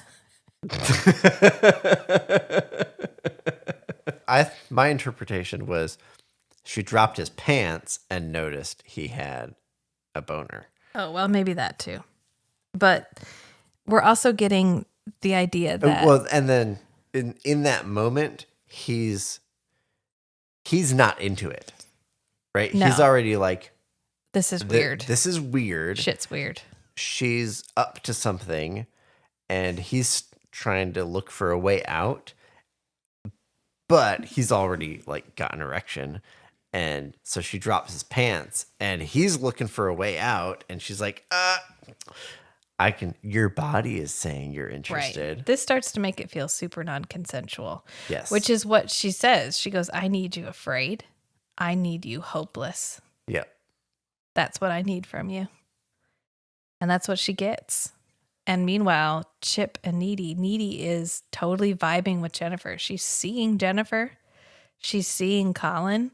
She is getting a snapshot impression of what is happening with them. Right. She even sees the ghost of the football guy sitting in the chair. And then she sees demonic Jennifer crouched on the back of the chair with the gigantic grin on her face. Yeah. And she's panting because she's upset. Right. So she's making moaning, panting noises. Yeah. And Chip, who's on top of her in the middle of this intimate moment, and he's kind of yeah. Okay. I'm She's doing in. a great job. And then she starts screaming, and he's like, did I hurt you? Are you okay? Did I hurt you? Which, he's just trying to be a nice guy. Right? He doesn't know she's seeing her undead, evil, demon-possessed friend. So at this point, I was thinking, okay, for some reason, Needy and Jennifer are linked. Yes, which they were earlier in the movie too, because remember she's talking to Chip and she stops and goes, Jennifer's here. And he goes, how do you know? And Jennifer goes, hey, from the bottom of the stairs. And he's like, that's so creepy. Oh, I didn't notice that. Yeah. So I was thinking, but Rachel's first suggestion was, okay, so actually, well, we're not there yet. It was around this point in the movie. I think it was right after this scene, the switching back and forth sex scene. Rachel was like, I bet that band sacrificed her, and since she wasn't a virgin, it backfired. And they're probably linked because Needy was actually the virgin. Yeah. And so with like the spell like attached to Needy as the actual virgin, but since it went through Jennifer, something was corrupted. Yeah. And so now Jennifer's possessed. I was thinking they were BFFs. Maybe Needy and Jennifer were soulmates. They could be. And they so have they the were, most chemistry of anybody in this movie. Yes. Yeah. So like they've known each other since they were children. They grew up together. They have been best friends this entire time. Like they have the strongest emotional and mental, whatever, like connection of anybody in this movie. Like that's probably why she's experiencing what the Jennifer creature is doing. Yeah. And it freaks her out so much that she gets up and runs away. And she runs out and hops in her Kia. Yeah. And turns and Chip is a little weirded out. Poor guy. I mean, poor guy. At this point, I was like, she doesn't oh, explain poor anything. Chip. You were so to Chip. But she turns on the car and Through the Trees is playing on the radio. And she's just like, oh, God. And so she turns off the radio like, real I fucking quick. hate that song. And Jennifer shows up on the road as she's driving. And Oh, she yeah. like jumps She's on driving the hood. down the road, and off the side of the road walks Jennifer. But it's like a slightly distorted silhouette of Jennifer. Yeah. And then she turns, and then demonic Jennifer drops on her windshield and breaks it. Yeah. And so she does some impressive driving. She tosses Jennifer off with her driving, and she drives to her house, and she runs in, and she's calling for her mom. Yes. But her mom's not there. So at this point, I was like, Rachel, this is a reference back to the mom's dream. Yeah. Where the mom said, there will be a time where you're going to call for me and I won't be there. Yep. And she's This like, is it. Psh, whatever. I know. And so she runs into the house and says, Mommy, Mommy. But No her mommy. mom's not there. So she goes and lays down on the couch and falls asleep. 'Cause that's the most crucial thing to do in this moment. And she's only asleep for a little while because she gets up to go upstairs and she gets ready to go into her bed. But Jennifer's in her bed. Yeah, she gets under the blanket in her bed and then Jennifer pops up. Hey! Right. And Jennifer is wearing an Evil Dead t-shirt. Yep. Yeah. Needy's like, is that my Evil Dead t-shirt? I was like, nice one. And we get a nice, very believable lesbian love scene here. We get a culmination of this amazing tension that they have. It feels very vampire scene. Where seductive. She can't help her seductive energy. Yeah, she has this hunger, and now she's with this person that she has like the strongest connection of any other person. And they like the hunger and emotional connection get confused a lot, right? Yeah. That's part of the vampire trope is the hungers get overlapped. Blended. And so she's the strong emotional connection she has with Needy just kind of reinforces the hunger. And she's like, oh, I need to seduce Needy. So then Jennifer is seducing Needy, and Needy is like, okay. And it's believable. It's believable. Yeah. Well, however, whatever the intentions underneath were, this is a believable moment. And Needy's like, what am I doing? Holy shit. I was thinking at this point, everybody should have, any viewer should have noticed, okay, this isn't Jennifer anymore. Right. This is Jennifer's body. Yep. And there's something acting in there. And what a great name for the movie. Jennifer's body. Yeah. Yeah. I think, well, when she goes and reads the occult books, which she's going to do in just a second, she says that the demon is living in her soul. So I think it's a little bit Jennifer, but it's also a little bit, there's a co-pilot. Right. And so. And sometimes the co-pilot is driving and sometimes Jennifer is driving. For this particular scene, I was thinking Needy has been feeling, whenever Jennifer's body has been having like a strong experience, Needy has been feeling like an echo of that. Yeah. And so now they're in the bedroom together. Jennifer's body is trying to seduce Needy. Oh, so they're... And Needy is kind of feeling that reflected back at her. That makes sense. And you're getting this like feedback loop of the need to seduce the other. Yeah. And so that's why they end up kind of kissing and then they lay down in the bed together, and then Needy is like, what the fuck is happening? Yeah. And Jennifer's like, oh, don't worry, I'm not going to bite you. Well, the first thing she says is, whoa, I've never heard you drop the F-bomb before. Right. Because, of course, Jennifer stays consistently in character this entire time. Yes. And she's like, don't worry, I'm not going to bite you, but I'm going to explain everything. And we're like, oh, thank God. Good. We're finally getting our explanation. This is an hour into the movie. An hour into our hour and a half long movie. She says something about feeling empty. Yeah. Which I'm fine. I'm completely fine with the length it takes us to get here. It's like the slow reveal of the monster. Right. I feel like if we had found this out too soon, the rest of it would have felt drudgery. But this is the perfect moment to reveal it. Because Needy is getting to the point where if she doesn't get answers soon, she's going to fall apart as a character. And so Jennifer shows up and she's like, well, you're in luck. I have answers. And so she says, by the way, that band, they're evil. They're basically like agents of Satan with awesome haircuts. Okay, so you remember the night of the fire? I got really messed up. And those guys from Low Shoulder, totally evil. They're basically like agents of Satan with really awesome haircuts. And so when she made that statement, I was like, Rachel, you totally called it. You're welcome. That's why watching movies with me is hard. I'm like, oh, that's what's about to happen. Yeah. And I'm right most of the time. Yeah. But it's just fine. It's good. It's because we have similar beats, right? There's not very many new stories. I just want to see the stories I like told better. Right. That's what horror movies are.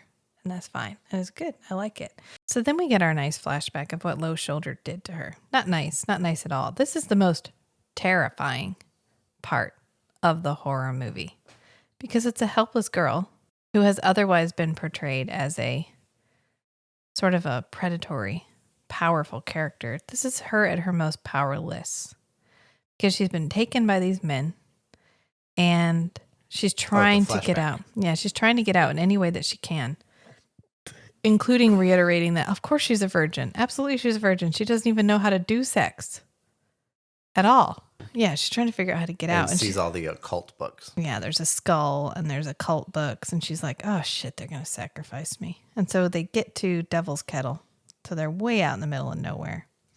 And she tries to get away, but they just capture her. And they end up tying her to this tree and stabbing her. Or as she says, they go Benihana on her ass. And then he takes the knife and he chucks it into the Devil's Kettle, which we earlier established. It will just disappear and we don't know where it comes out. Right. And so that's it. That's how she died. Which is a great strategy for a murder weapon. Right. And Needy's like, well, they killed you. And Jennifer's like, well, obviously not. I'm not dead. Look, I'm sitting right here. And she's like, and as long as I'm full, I'm fine. And Needy's like, what do you mean full? What do you mean full? I think she says, as long as I'm full, like right now. Yeah. She's like, it's some straight up superhero bullshit. Yeah. Like, hold on. Why are you full right now? What just happened recently that you are full right now? Yeah. And she goes, why did I see you on the road like that? You were covered in blood. And I think this is the part where the Jennifer that's left can't bring herself to tell Needy what she has to do. And so she combats her way out of it. She's like, you need to get some help because you're seeing stuff. So her only defense right there. Have you talked to anybody about the dark thoughts that you're having? Right. Because her only defense in this moment is gaslighting.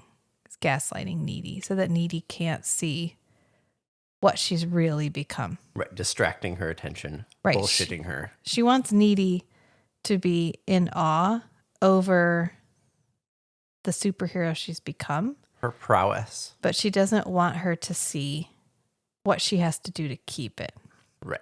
And we do get a funny, so the whole flashback is pretty bleak. We get a couple of funny lines, a little self-read, a little window into the music scene in 2009 and the way we were really shifting from, so this is the point where we were using a ton of like big name bands and stuff in movies. And we get this shift where using mainstream music became too expensive. And so they really started to use indie bands instead, because you could get contracts for indie band music for far, far less. Right. Which is when we get the explosion of the indie band scene. Like the movie Twilight, which came out in this year, has a ton of indie band stuff on it. And so the one guy says, he's like, man, we don't need to do this. Let's not kill this girl. And he's like, don't you want to be successful like that guy from Maroon 5? I don't know if we should go through with this. Dirk. Do you want to work at Moosehoof Coffee forever? I don't, okay? Do you want to be a big loser, or do you want to be rich and awesome like that guy from Maroon 5? He's like, do you know how hard it is to make it as an indie band? The best we can hope for is to get on some shitty soundtrack of some shitty movie.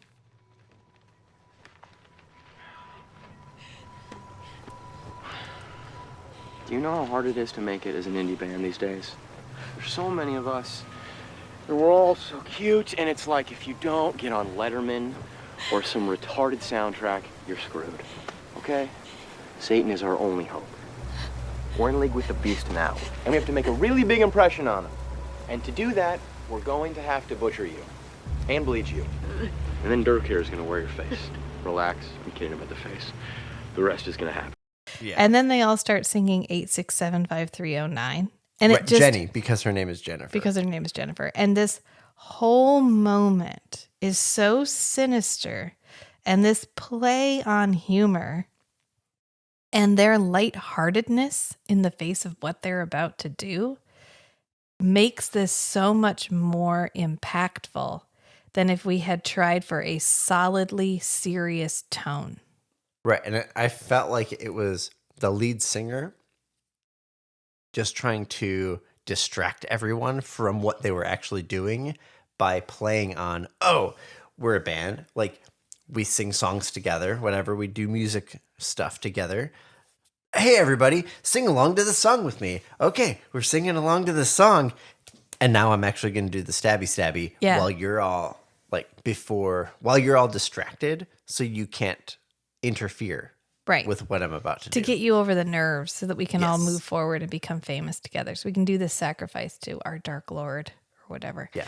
And if we had played this solid serious, like completely serious, all straight, it wouldn't have fit the tone of the movie at all. Right. It would have felt out of place. But it ends up feeling even more sinister because of the little bit of humor that we throw in there. And we then cut to that moment where Jennifer first showed up in Needy's house. And we find out that she was so hungry and she could only think of Needy. And so she showed up at Needy's, and that's when she vomited and tried to eat the chicken. And she almost killed Needy, and she left. She ran away because she didn't want to hurt Needy. And she found and killed Ahmet instead. Poor Ahmed. That's the first person that we saw Needy show an attraction to. She was like, oh, look, there's Ahmet, the foreign exchange student. He's so nice.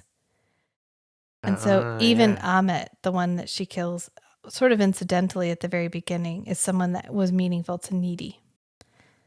And so the connection between Jennifer and Needy is so strong. Right. That whatever is possessing Jennifer keeps getting pulled toward Needy. The things that are important to this person that I have a strong connection and to. I think it's an amplification of Jennifer's insecurities. Yes. Because she's jealous of jealousy. Needy. Yes. Yeah. And so she's fluctuating in this moment between being honest and gaslighting Needy. And Megan Fox is doing a brilliant job of portraying this as less deliberate malice and more a defense mechanism. She doesn't want Needy to see the parts of her that are vulnerable. She just wants her to see that she's some kind of like superhero X-Men bullshit. Which makes me think of like Jeffrey Dahmer, where he did all of that stuff because he was trying to find a way to get people to not leave him. Right. Yeah. And the rest was all incidental. Yeah. Horrific. Repugnant, but incidental. Right. He was just searching for that connection. Right. And as soon as Needy gets close to realizing what this is costing Jennifer, Jennifer leaves. She jumps out the window. She's like, well, you asked me to leave, wanted so me I'm to going. leave anyway. I'm going. And then we go to the emo guy Colin's funeral. And there's all these emo kids at the one whole side of the funeral. The emo right kids. half of yeah of the funeral was all just super emo kids from the high school. Right. And then we get our obligatory research scene. We always have a research scene. Here it is. Which I told Rachel, in a world where this supernatural, paranormal, occult... Hang on, Pippin. Where this supernatural, paranormal, occult stuff actually happens, you would have an order of magnitude more content, books and websites and whatever. And they'd be more about accurate. Realistic, accurate events. Yeah. And so for someone in our world to go to the library and do some occult research, they're not going to find anything because we don't really have any like accurate, realistic accounts of paranormal, occult-ish things happening. But in this alternate universe where you can actually do a sacrifice to Satan for your own fame, you would have... There's recordings of that. There would be good material Yeah. in your library about that. Even your high school library. Even your high school library. There'd be at least one book about it. And nobody believes Needy. She's trying to tell Chip, she's trying to tell anybody that what is going on with Jennifer, and nobody is listening. Right. He says, Chip says, it's not that I don't believe you, it's I don't believe that. And she has realized that Jennifer is evil because they tried to sacrifice her. But since she's not really a virgin, there was what she calls demonic transference, where some of that evil leaked out and became part of Jennifer and reanimated her. It took over her body. And then it's almost time for the spring formal, the prom, the dance, whatever. I don't think we call it whatever. It's just the dance. Right. It's and just the dance. She's realized at this point that Jennifer is deliberately hurting people who have connections to Needy. Yep. And so she's trying to get Chip to not go to the dance. She's like, promise me you won't go to the dance. And so Chip is like, you're breaking up with me? He's like, so what you're saying is we're not together anymore. And she's like, well, not right now because Jennifer's murdering all the people that I'm with. And he's like, well. Right. It's really dangerous to be someone that is close to me. Right. And he's and like. I want you to survive. Yeah. So I need you to act like you're not close to me for a little while. Right. And he's not listening at all. He's totally not with her on this, even though she really needs him with her on this. He's not picking up what she's putting down. He is not picking up what she's putting down. Well, he's picking it up, but then he's calling it bullshit and just tossing it back. And we get the mom from Dead Like Me because everybody's getting ready. We have like a prom Rachel was like, montage. Who's that? And I'm like, it's the mom from Dead Like Me. Oh, God, we love Dead Like Me. If you haven't seen Dead Like Me, good show. Awesome show. Excellent show. It's concurrent. Yeah, it was around this time period. Yeah, it's great. Girl dies. She gets hit by a flying toilet seat from the space station. Mirror. The space station mirror. And she comes back as a Grim Reaper. Georgie. That's her name. Yeah. It's a great movie. That was such a good show. And Chip says, Mom, I can take care of myself because his mom gives him mace because somebody has been targeting boys. So he gets girls mace. It literally says girls mace on it. And he's like, girls mace? And she's like, it's still mace. He says, I can take care of myself. I've been using the Bowflex. Which is reminiscent of Needy's line when her mom has the dream, Needy says, Mom, I can take care of myself. Right. Yeah, but at some point, you'll call for me and I won't be there. Yeah. And then you have Chip. You have Chip's mom, and it's like, okay, like I'm conveying the same thing to you, that at some point I won't be there to help you, but I'm going to provide you with a tool to use in that moment. Right. And over this whole prep montage is a Panic at the Disco song, which Matt was like, is that Panic at the Disco? Because Matt would leave me for Brendan Urie. Maybe. If he sang to you, you'd go. If he sang to me. Yeah. Brandon, if you sing to me. Yeah. I'd go. You'd I'd go. follow you. Yeah. And Jennifer is ailing. She's not looking good. Definitely this is coinciding with a moment where she feels not full because her hair is falling out. And she's like crying as she's smearing foundation over her face, which is a wonderful moment where we're getting this. She is not entirely complicit in what is happening to her. Right. That her body is doing and demanding things that she's not entirely comfortable with. Which, gray villains, always gray villains.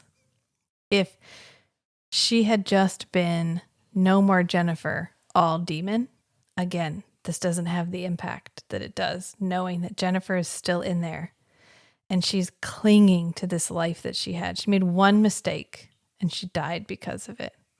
And now she's clinging to this life that she had, but really it's already gone. And it's sad, but horrific all at the same time. And Needy has gone to the dance because in her mind, Jennifer is going to use this dance as like an all-you-can-eat carnage climax buffet. And so she's waiting for Jennifer to show up at this dance. But really, Jennifer has an ulterior motive because Chip is walking to the dance by himself because Needy's left him. And he's like walking through the fog. Nobody drove him to the dance. His mom gave him mace, but then was like, peace, have fun walking the entire way to the school, kid. And Jennifer shows up and she says, do you know what happened to Colin? Which she says Colin's last name, Colin Gray. And it was really interesting because when she was talking to Colin in the house, he was like, you don't even know me. You don't even know my last name, do you?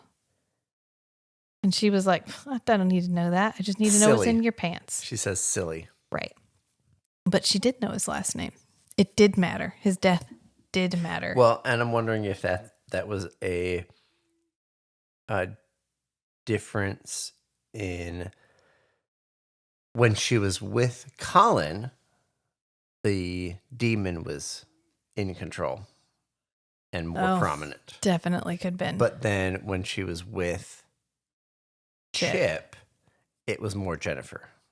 It could be. And so then Jennifer remembers more. Right. But she immediately goes into sabotage mode where she starts telling Chip that Colin and Needy were together, like intimately together, like a bunch. They were varsity level together, is what she calls things you can't even imagine. Things you can't even imagine. And back at the dance, Low Shoulder has shown up. And as soon as they start... to perform for free. Yeah. And as soon as they start playing, Needy is like, oh, shit. Right. Something's up with Needy Chip. touches her lips at the same moment that Jennifer is kissing Chip. Yep. And so she's like, oh, Chip. Chip. Jennifer, when she's talking to Chip in this moment, is already referring to him in the past tense. Did you notice that? And then she starts kissing him. And Amanda Seyfried, who is really selling this role, starts running after them. And Jennifer takes it a little too far with Chip, and he starts trash talking Needy, and it kind of breaks him out of this. So they're set to have their intimate moment right here by this tree. And he's kind of like, hold up. I don't want to talk bad about Needy right now. Yeah, Jennifer says something like, tell me I'm better than Needy. Yeah, tell me I'm better than Needy. That's and he's exactly like, what she wait, says. what? Why? Yeah, Hold he's on. like, oh, what? Hold up. Is that what this is about? And she's like, actually, if you would like to follow me to this vacant, derelict pool building, that'd be super. And Chip's like, well, I'm not that out of it. And so she follows her across this long field to what was probably the pool for the high school at one point, but now it's abandoned and empty, which the sets in this movie are all banging, all of them. Yes. This set is amazing. And Hopeless is spray painted across the poolside, which that's what she told Colin she needed him to be, was hopeless. Right. And we get like fly sound or mosquito sounds, which we've heard several times. He's like flicking flies out of his face. Yeah.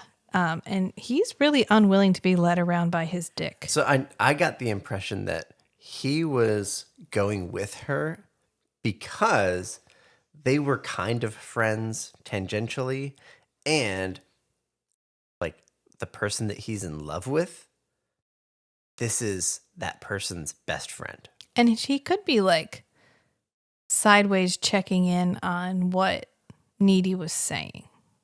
Like, right. Okay, hold up. He's is Needy here, right? He's not here for the sex because Right. she makes some moves on him. Like they get into the swimming pool room and they're just sitting there chatting, and then she's like, I feel really empty right now. And he says, yeah, me too. And then she says something like, how about you just kiss me again? And he's kind of like, no.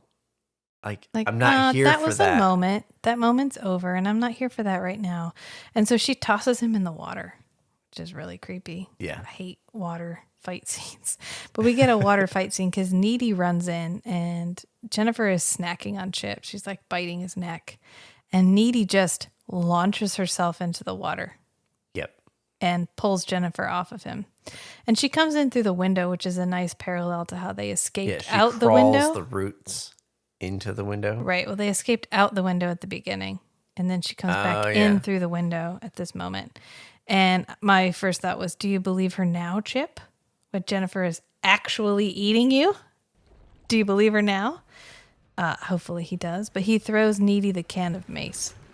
And so she maces Jennifer. And Jennifer vomits all over them and then floats up into the air. Hovers up into the air. And Chip's like, shit, she can fly? And Needy's like, she's just hovering. Don't oversell it. It's not that impressive. It's not that impressive.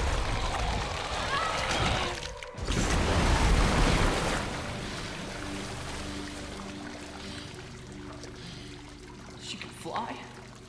She's just hovering. It's not that impressive. God, do you have to undermine everything that I do? You are such a player. And then Jennifer says, why do you always have to undermine everything I do? This was so good. This was so good because this is that climax of that girlfriend relationship where you were friends, but the other person was always they always had that slight ulterior motive where they were. Right. The one person was kind of comfortable enough with themselves to do what they wanted, and then the other person was jealous of the fact that the other person had the capacity to just go do what they wanted. It's the you are not your best friend's best friend relationship, and it's such a fucking brilliant play on it because now we get an argument. You're a jerk. Wow, nice insult, Hannah Montana. You got any more harsh digs? You know what? You were never a good friend. Even when we were little, you used to steal my toys and pour lemonade on my bed. And now I'm eating your boyfriend. See? At least I'm consistent. Because she's still been taking her boyfriends and eating them. Yeah. And she's like, I'm still socially relevant. How could I be insecure? Oh yeah, she says, oh yeah, well that was 2 years ago when you were still socially relevant. She said she was the snowflake queen. I was the snowflake queen. And Needy's like, yeah, that was 2 years ago when you were still socially relevant. She's and then like, Jennifer's like, I'm still socially relevant. And then Needy follows up with, yeah, and back then when you didn't need to take laxatives to stay skinny. Right. And so Jennifer's like, I am going to eat your soul and then I'm going to shit it out. And so So Needy says, dialogue. she goes, I thought you only murdered boys. And Jennifer goes, I go both ways. And that's when Chip stabs her with the end of a pool skimmer. Yep. And he pulls it out. And we could have had a dramatic, emotional moment right here. But instead, Jennifer looks down and goes, you got a tampon? Because there's blood coming out of this hole in her side. So Jennifer just like is moaning like, ugh, as she like 3 or 4 times, like as she pulls this pole out of her. And then she looks at Needy and is like, you got a tampon? And then she goes, seems like you might be plugging. Yes. Seems like you might be plugging. Which I was mad. Okay, so I was mad at everything everywhere all at once for this same bullshit, right? But it's because the tone in this movie has been consistent start to finish. If we had changed tones in this moment and tried to make it serious, it wouldn't have been good. But this whole movie feels like one complete whole. It feels like it all goes together. Right. Because we keep each character so well put together and so consistent throughout the entire. If she had said anything else, I wouldn't have believed it. But of course, she makes a terrible tampon joke. And so Chip is dying because he got munched. And so Needy throws him a bone. She's like, I love you. He's like, oh, I love you. And then he dies. Which I don't believe it. Nobody believes it. But it's what Chip needed to hear. And so it's what Needy says. Because that's the type of character that Needy is. And if she'd done anything else in that moment, I wouldn't have believed it. And then we're back to the opening scene of the movie where Jennifer has left. She escapes while Chip is dying. And she's at her house. And she's still looking rough. Right. And she looks over. And Needy's in the window. And then Needy's gone. And then Needy is in her room. And we're back to the opening scene of the movie. Yeah. And Needy straddles her. And she has a box cutter. And she goes, you know what this is for? It's for opening boxes. And Jennifer says, you know what this is for? It's for cutting boxes. Do you buy all your murder weapons at Home Depot? God, you bunch. So good. God, the dialogue. Every line in this movie, I want a t-shirt of.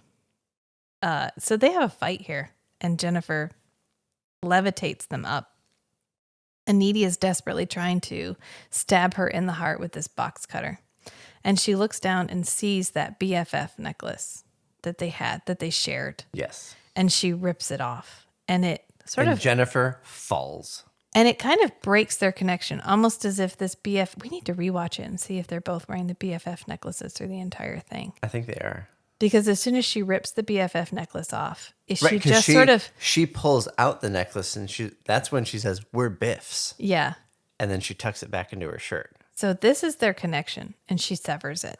Whether it's real, tangible, physical, whatever, she severs it by removing this BFF Needy necklace. Ripping the necklace off of Jennifer. Fully rejecting Jennifer. Yes. Yes. And so we get a moment of memory montage, and then we get this cool, slow motion fall where Jennifer falls to the bed. And then From Needy's perspective. And then Needy falls on top of her, and she stabs that box cutter through Jennifer's chest into her heart. Jennifer says... And this, if any moment in this movie was the moment for pure emotional impact, it was this. But they didn't give it to us, and I love them for it because Jennifer goes, my tit. Okay, so here's what I was thinking when we've had a bunch of moments where something happened to Jennifer, and Jennifer makes some kind of silly, absurd statement, like shallow, vapid, popular girl statement. Yeah. Right? Deflection. Here's my take on that. The demon, whatever, possessing Jennifer is kind of driving Jennifer from behind. And so Jennifer feels like she's doing everything on her own, but it's this demon just kind of directing her attention at things. And so when something crazy happens, the thing is like, oh, well, I can't have Jennifer's consciousness paying attention to, I got stabbed in the heart. Let me distract, like point her attention at, oh, this has impacted my physical appearance. Yeah. What is the primary physical attribute that was affected by this? Oh, it wasn't my heart being stabbed. It was my boobs being marred. Right. Right. Yeah. And so and then she gets stabbed in the stomach, and then, oh, there's a hole with blood coming out. Yeah. Oh, well, what do you do when you have a hole with blood coming out? You stick need a tampon in it. Yeah. Right. So it's directing her to the like shallowest possible interpretation of what's happening, just to kind of keep her disconnected. Jennifer's kind of contained consciousness sane. Yeah. And that happens anytime there's something really crazy going on. Her attention is getting just like forcefully pulled to the shallowest interpretation of what's happening, purely to preserve her sanity. Yeah. So that the demon can keep using her to drive her body. I mean, that makes sense. Yeah. Because Jennifer says, my tit. And Needy goes, no, your heart. Yep. And just as Jennifer stops breathing, and she's finally gone, Jennifer's mom walks in, finding Needy straddling Jennifer with a box cutter through her heart. And now we get to the meat of why Needy is in the prison. Because she was caught killing Jennifer and probably got convicted of killing all those guys too. Yeah. And so we go back to the very beginning. She's in prison now. We've come full circle. We're back to the beginning. And she's in that solitary confinement cell. Right. Where we left her because she kicked that woman.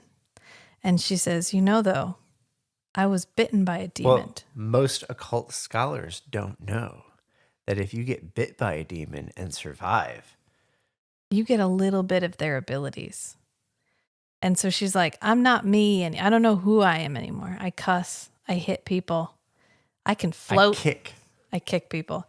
And she can hover. So we find her floating up, just like Jennifer could hover. Not fly. That's probably important because Jennifer it's not that impressive. Not that impressive. And so she gets and then to she be... kicks the window. She gets to be super needy. I saved nice that. One. Oh, I saved that. Good one. And she escapes prison, still wearing her bunny slippers because she just kicks out the window, hovers over the fence.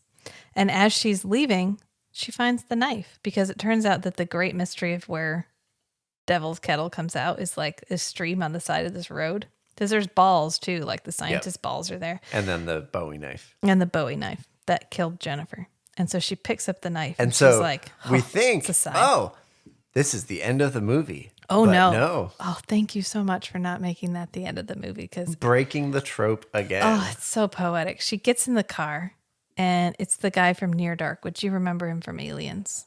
Yeah, he's the... Lance Henriksen?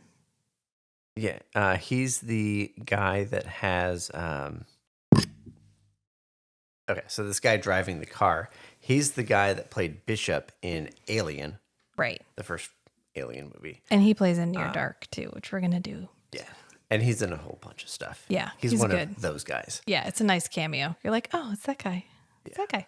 So she gets in the car with him and they drive off and they pass a sign that says low shoulder because the side of the road has a low shoulder. As he pulls away, there was a sign right next to where he pulled over and it says low shoulder. Yeah. Which I thought was a really nice tie-in. And then we see the band and they're like and filming themselves. Hold on. He says, why do you need to go east to Madison? And she's like, oh, there's this band. So why are you headed east? I'm following this rock band. Must be one hell of a group. Tonight's gonna be their last show. And then we see the low shoulder sign. And then she goes to, well, we don't see actually, her, but we cut to the at band. this point, we just get like almost like a post-credit montage. Yeah. Of the band, like just rocking out at the show, and then in like their hotel room afterward, like doing drugs eating and candy, whatever, doing crazy stuff. And then there's a knock at the door. And then there's a knock at the door, and then there's dead bodies, and then crime scene photos. And then it's like a forensics crime scene montage of them all like messy dead. Yeah. And you're like, oh, good. And the lead singer has the Bowie knife through his heart. Yeah. So they got their comeuppance, which I'm glad we didn't just end with her getting in the car and driving off. I'm glad we got the full circle resolution of the actual bad guys who did this to her friend get killed. Yep. So, rewatch score for this movie here at 2 hours and some change. Rewatch score. Oh, it's probably like a 7. Yeah, it's high. I'd just sit down and rewatch this movie. I wouldn't even fold laundry while I was doing it. You'd good. actually pay attention. I want a t-shirt, a mug, posters. I want quotes of this movie just on everything, everywhere. It's so good. So before we started watching the movie, you were looking at Rotten Tomatoes. Yeah. And it had like a 48% critic score and like a 30-something. Yeah, 35%. Yeah. And he said maybe we just don't like movies that have more than 50% on Rotten Tomatoes. It's possible. We talked about how this movie was hyped up so much in a way that was so inconsistent with the actual content of the movie. A lot of people probably went to watch the movie with a very strong idea of what this movie was going to be about. And then the movie was completely different than that. Yeah. There's another movie where that happened. 3,000 Years of Longing. Well, that. Mm. But also, Everything Everywhere All at Once. Well, that was for us. Right. For us, yeah, we went into Everything Everywhere All at Once thinking this is a serious, surrealist a fantasy. A surrealist fantasy with humorous overtones. Right? Yeah. But if we'd gone into it thinking, oh, this is supposed to be a comedy. Straight comedy. I'm going into with Ace surrealist Ventura fantasy 3. elements. Yeah. It would have been a completely different experience for us watching it for the first time. Right. For Jennifer's Body, same thing. People went into the movie thinking this is going to be a fan servicey movie with some like horror elements, but really this is like a real horror movie. Yeah, with the implication of a lot of we play with humor. We play with humor as part of I was the horror. thinking the sex overtones. Oh yeah. It was hyped up as this like hypersexual movie. Well, that's who Megan Fox was at this time. Exactly. Right. And I think that's why we like it so much, because right. it's such a contrast to the perception at the time. Yeah. Versus the movie that they made at the time. And also 13 years ago, what we wanted in a movie was entirely different. This plays well right now. Right. It's this one of those things where it was ahead of its time. It was almost a movie out of time. It's like Final Fantasy 12. Right? The video game. Final Fantasy 12, the video game, bombed at the time. Nobody liked it because it was so open world, so undirected, so differently played than any Final Fantasy before it. But it's been modified and released and re-released and re-released because it's fucking amazing. And everything about it that nobody liked when it was released is what makes it so great now. It has aged better than any other Final Fantasy number that I have played because it was so different. And because now open world is, well, we love open world. I mean, Breath of the Wild is amazing. It's completely open world. Final Fantasy 12 in a lot of ways is exactly the same. As long as you're high enough level, you can go anywhere you want to go. There's no restrictions. Right. As to where you want to go in the game. Some, but not much. And it is better now than it was when it was released. Right. Because perception has changed. So it's very possible that that's we think of 2009 as current, but 2009 was 14 years ago. It was a long time ago. And the way we perceived like the genre, not the genre, but the way we perceived the gender roles and playing with gender swapping is entirely different. In 2009, this would have been combative, completely over the top, pushing the boundaries of gender roles. Yeah, and gender swapping gender and playing with gender as an element of horror in and of itself. Yeah. And I think that would not have played as well in 2009 as it does now. That's true. And her almost vulgar dialogue, her very atypically feminine, she doesn't play a soft feminine character. And in a lot of Megan Fox's other roles at the time, she is. Even if she's, underneath it all, she can fix a diesel engine when no one else can. She's still like the soft, sexy, feminine woman on top of all of that. And this is in some ways a play on that character that she was playing in every other movie that she was in around this time. But I think this is definitely a case of mismarketing, where they didn't know the movie that they had, and they didn't know how to market the movie that they had. And then when it's released, it's not what people expect. And so because it's not what people expect, it gets a bad review. And then once people expect it to be bad, it's sort of a self-fulfilling prophecy. You go in expecting it not to be great. Do you have an award for this movie? No, I haven't had enough time to think about it. Most humorous use of the word tampon? Oh, I just loved, probably my award would just be for pulling out all of those taboo female terms and using them in dialogue. Monostat, Vagisil, tampon. She walks in and she's like, why does it smell like a Thai restaurant in here? Have you two been fucking? Yeah. Yeah. I mean, pulling out all of the like. Yeah, and there were more. I mean, there's more, but playing with all of that like female shame words culturally, we view it as something that's shameful. And so she plays with that so much. Right. Yeah. The big thing about their banter is that they're saying things that typically two girls talking about that kind of stuff would just stop talking if a guy showed up. Yeah. Right. Yeah, she would definitely then they're not saying said that. it loudly in public. So anyway, if you enjoyed this chit chat, which man, this was the most fun we've had since Highlander. Yeah. Yeah. That was good. I really enjoyed that movie. I know I've said that like 15 million times, but it doesn't make it any less accurate. If you want to keep up with what you're doing, which we just did a horror, which means the next one is sci-fi.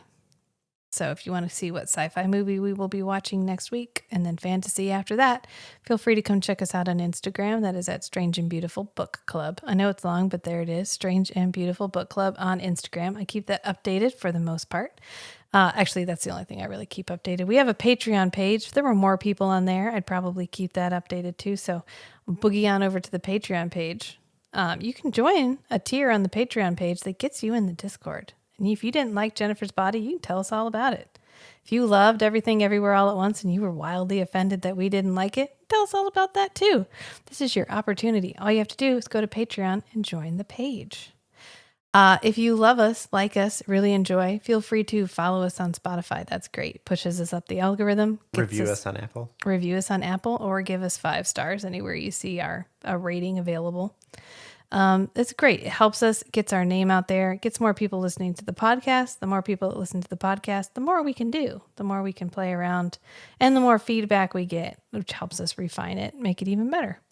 If you don't like all of our banter, I'm sorry. It's probably not going to go away. It's one of my favorite parts about podcasts, and I really don't want it to go away. I've had a couple of really good podcasts that I really enjoyed, and the better they got, or the more people that listened to them, the less they bantered, because everybody got mad at them for bantering, and that's my favorite part, and I really hated that they got rid of it.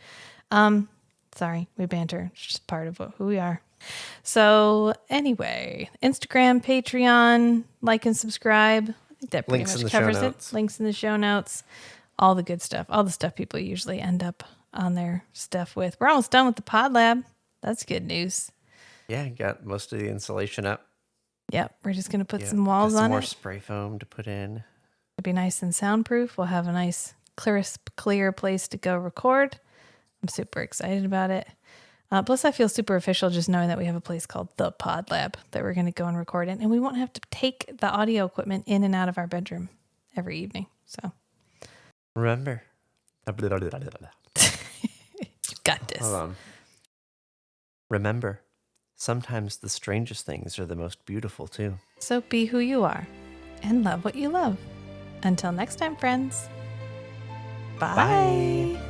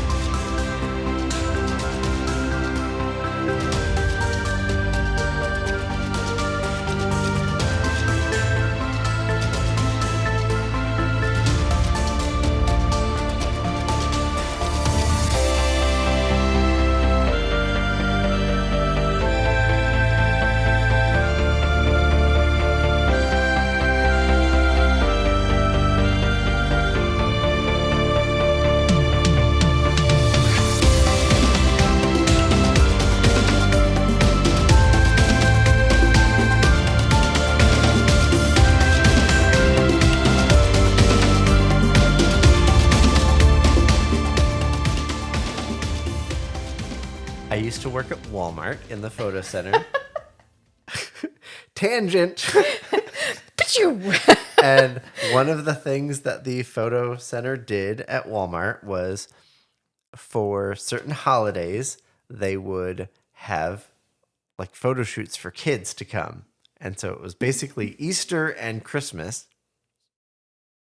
And so like Walmart corporate would ship the costume to the photo center, and then somebody would dress up in the costume, and then the photo center would coordinate all the logistics of getting kids to come sit on the person's lap and take pictures, and then try to, upsell people on, oh, get this 8x10 of your kid with Santa, whatever.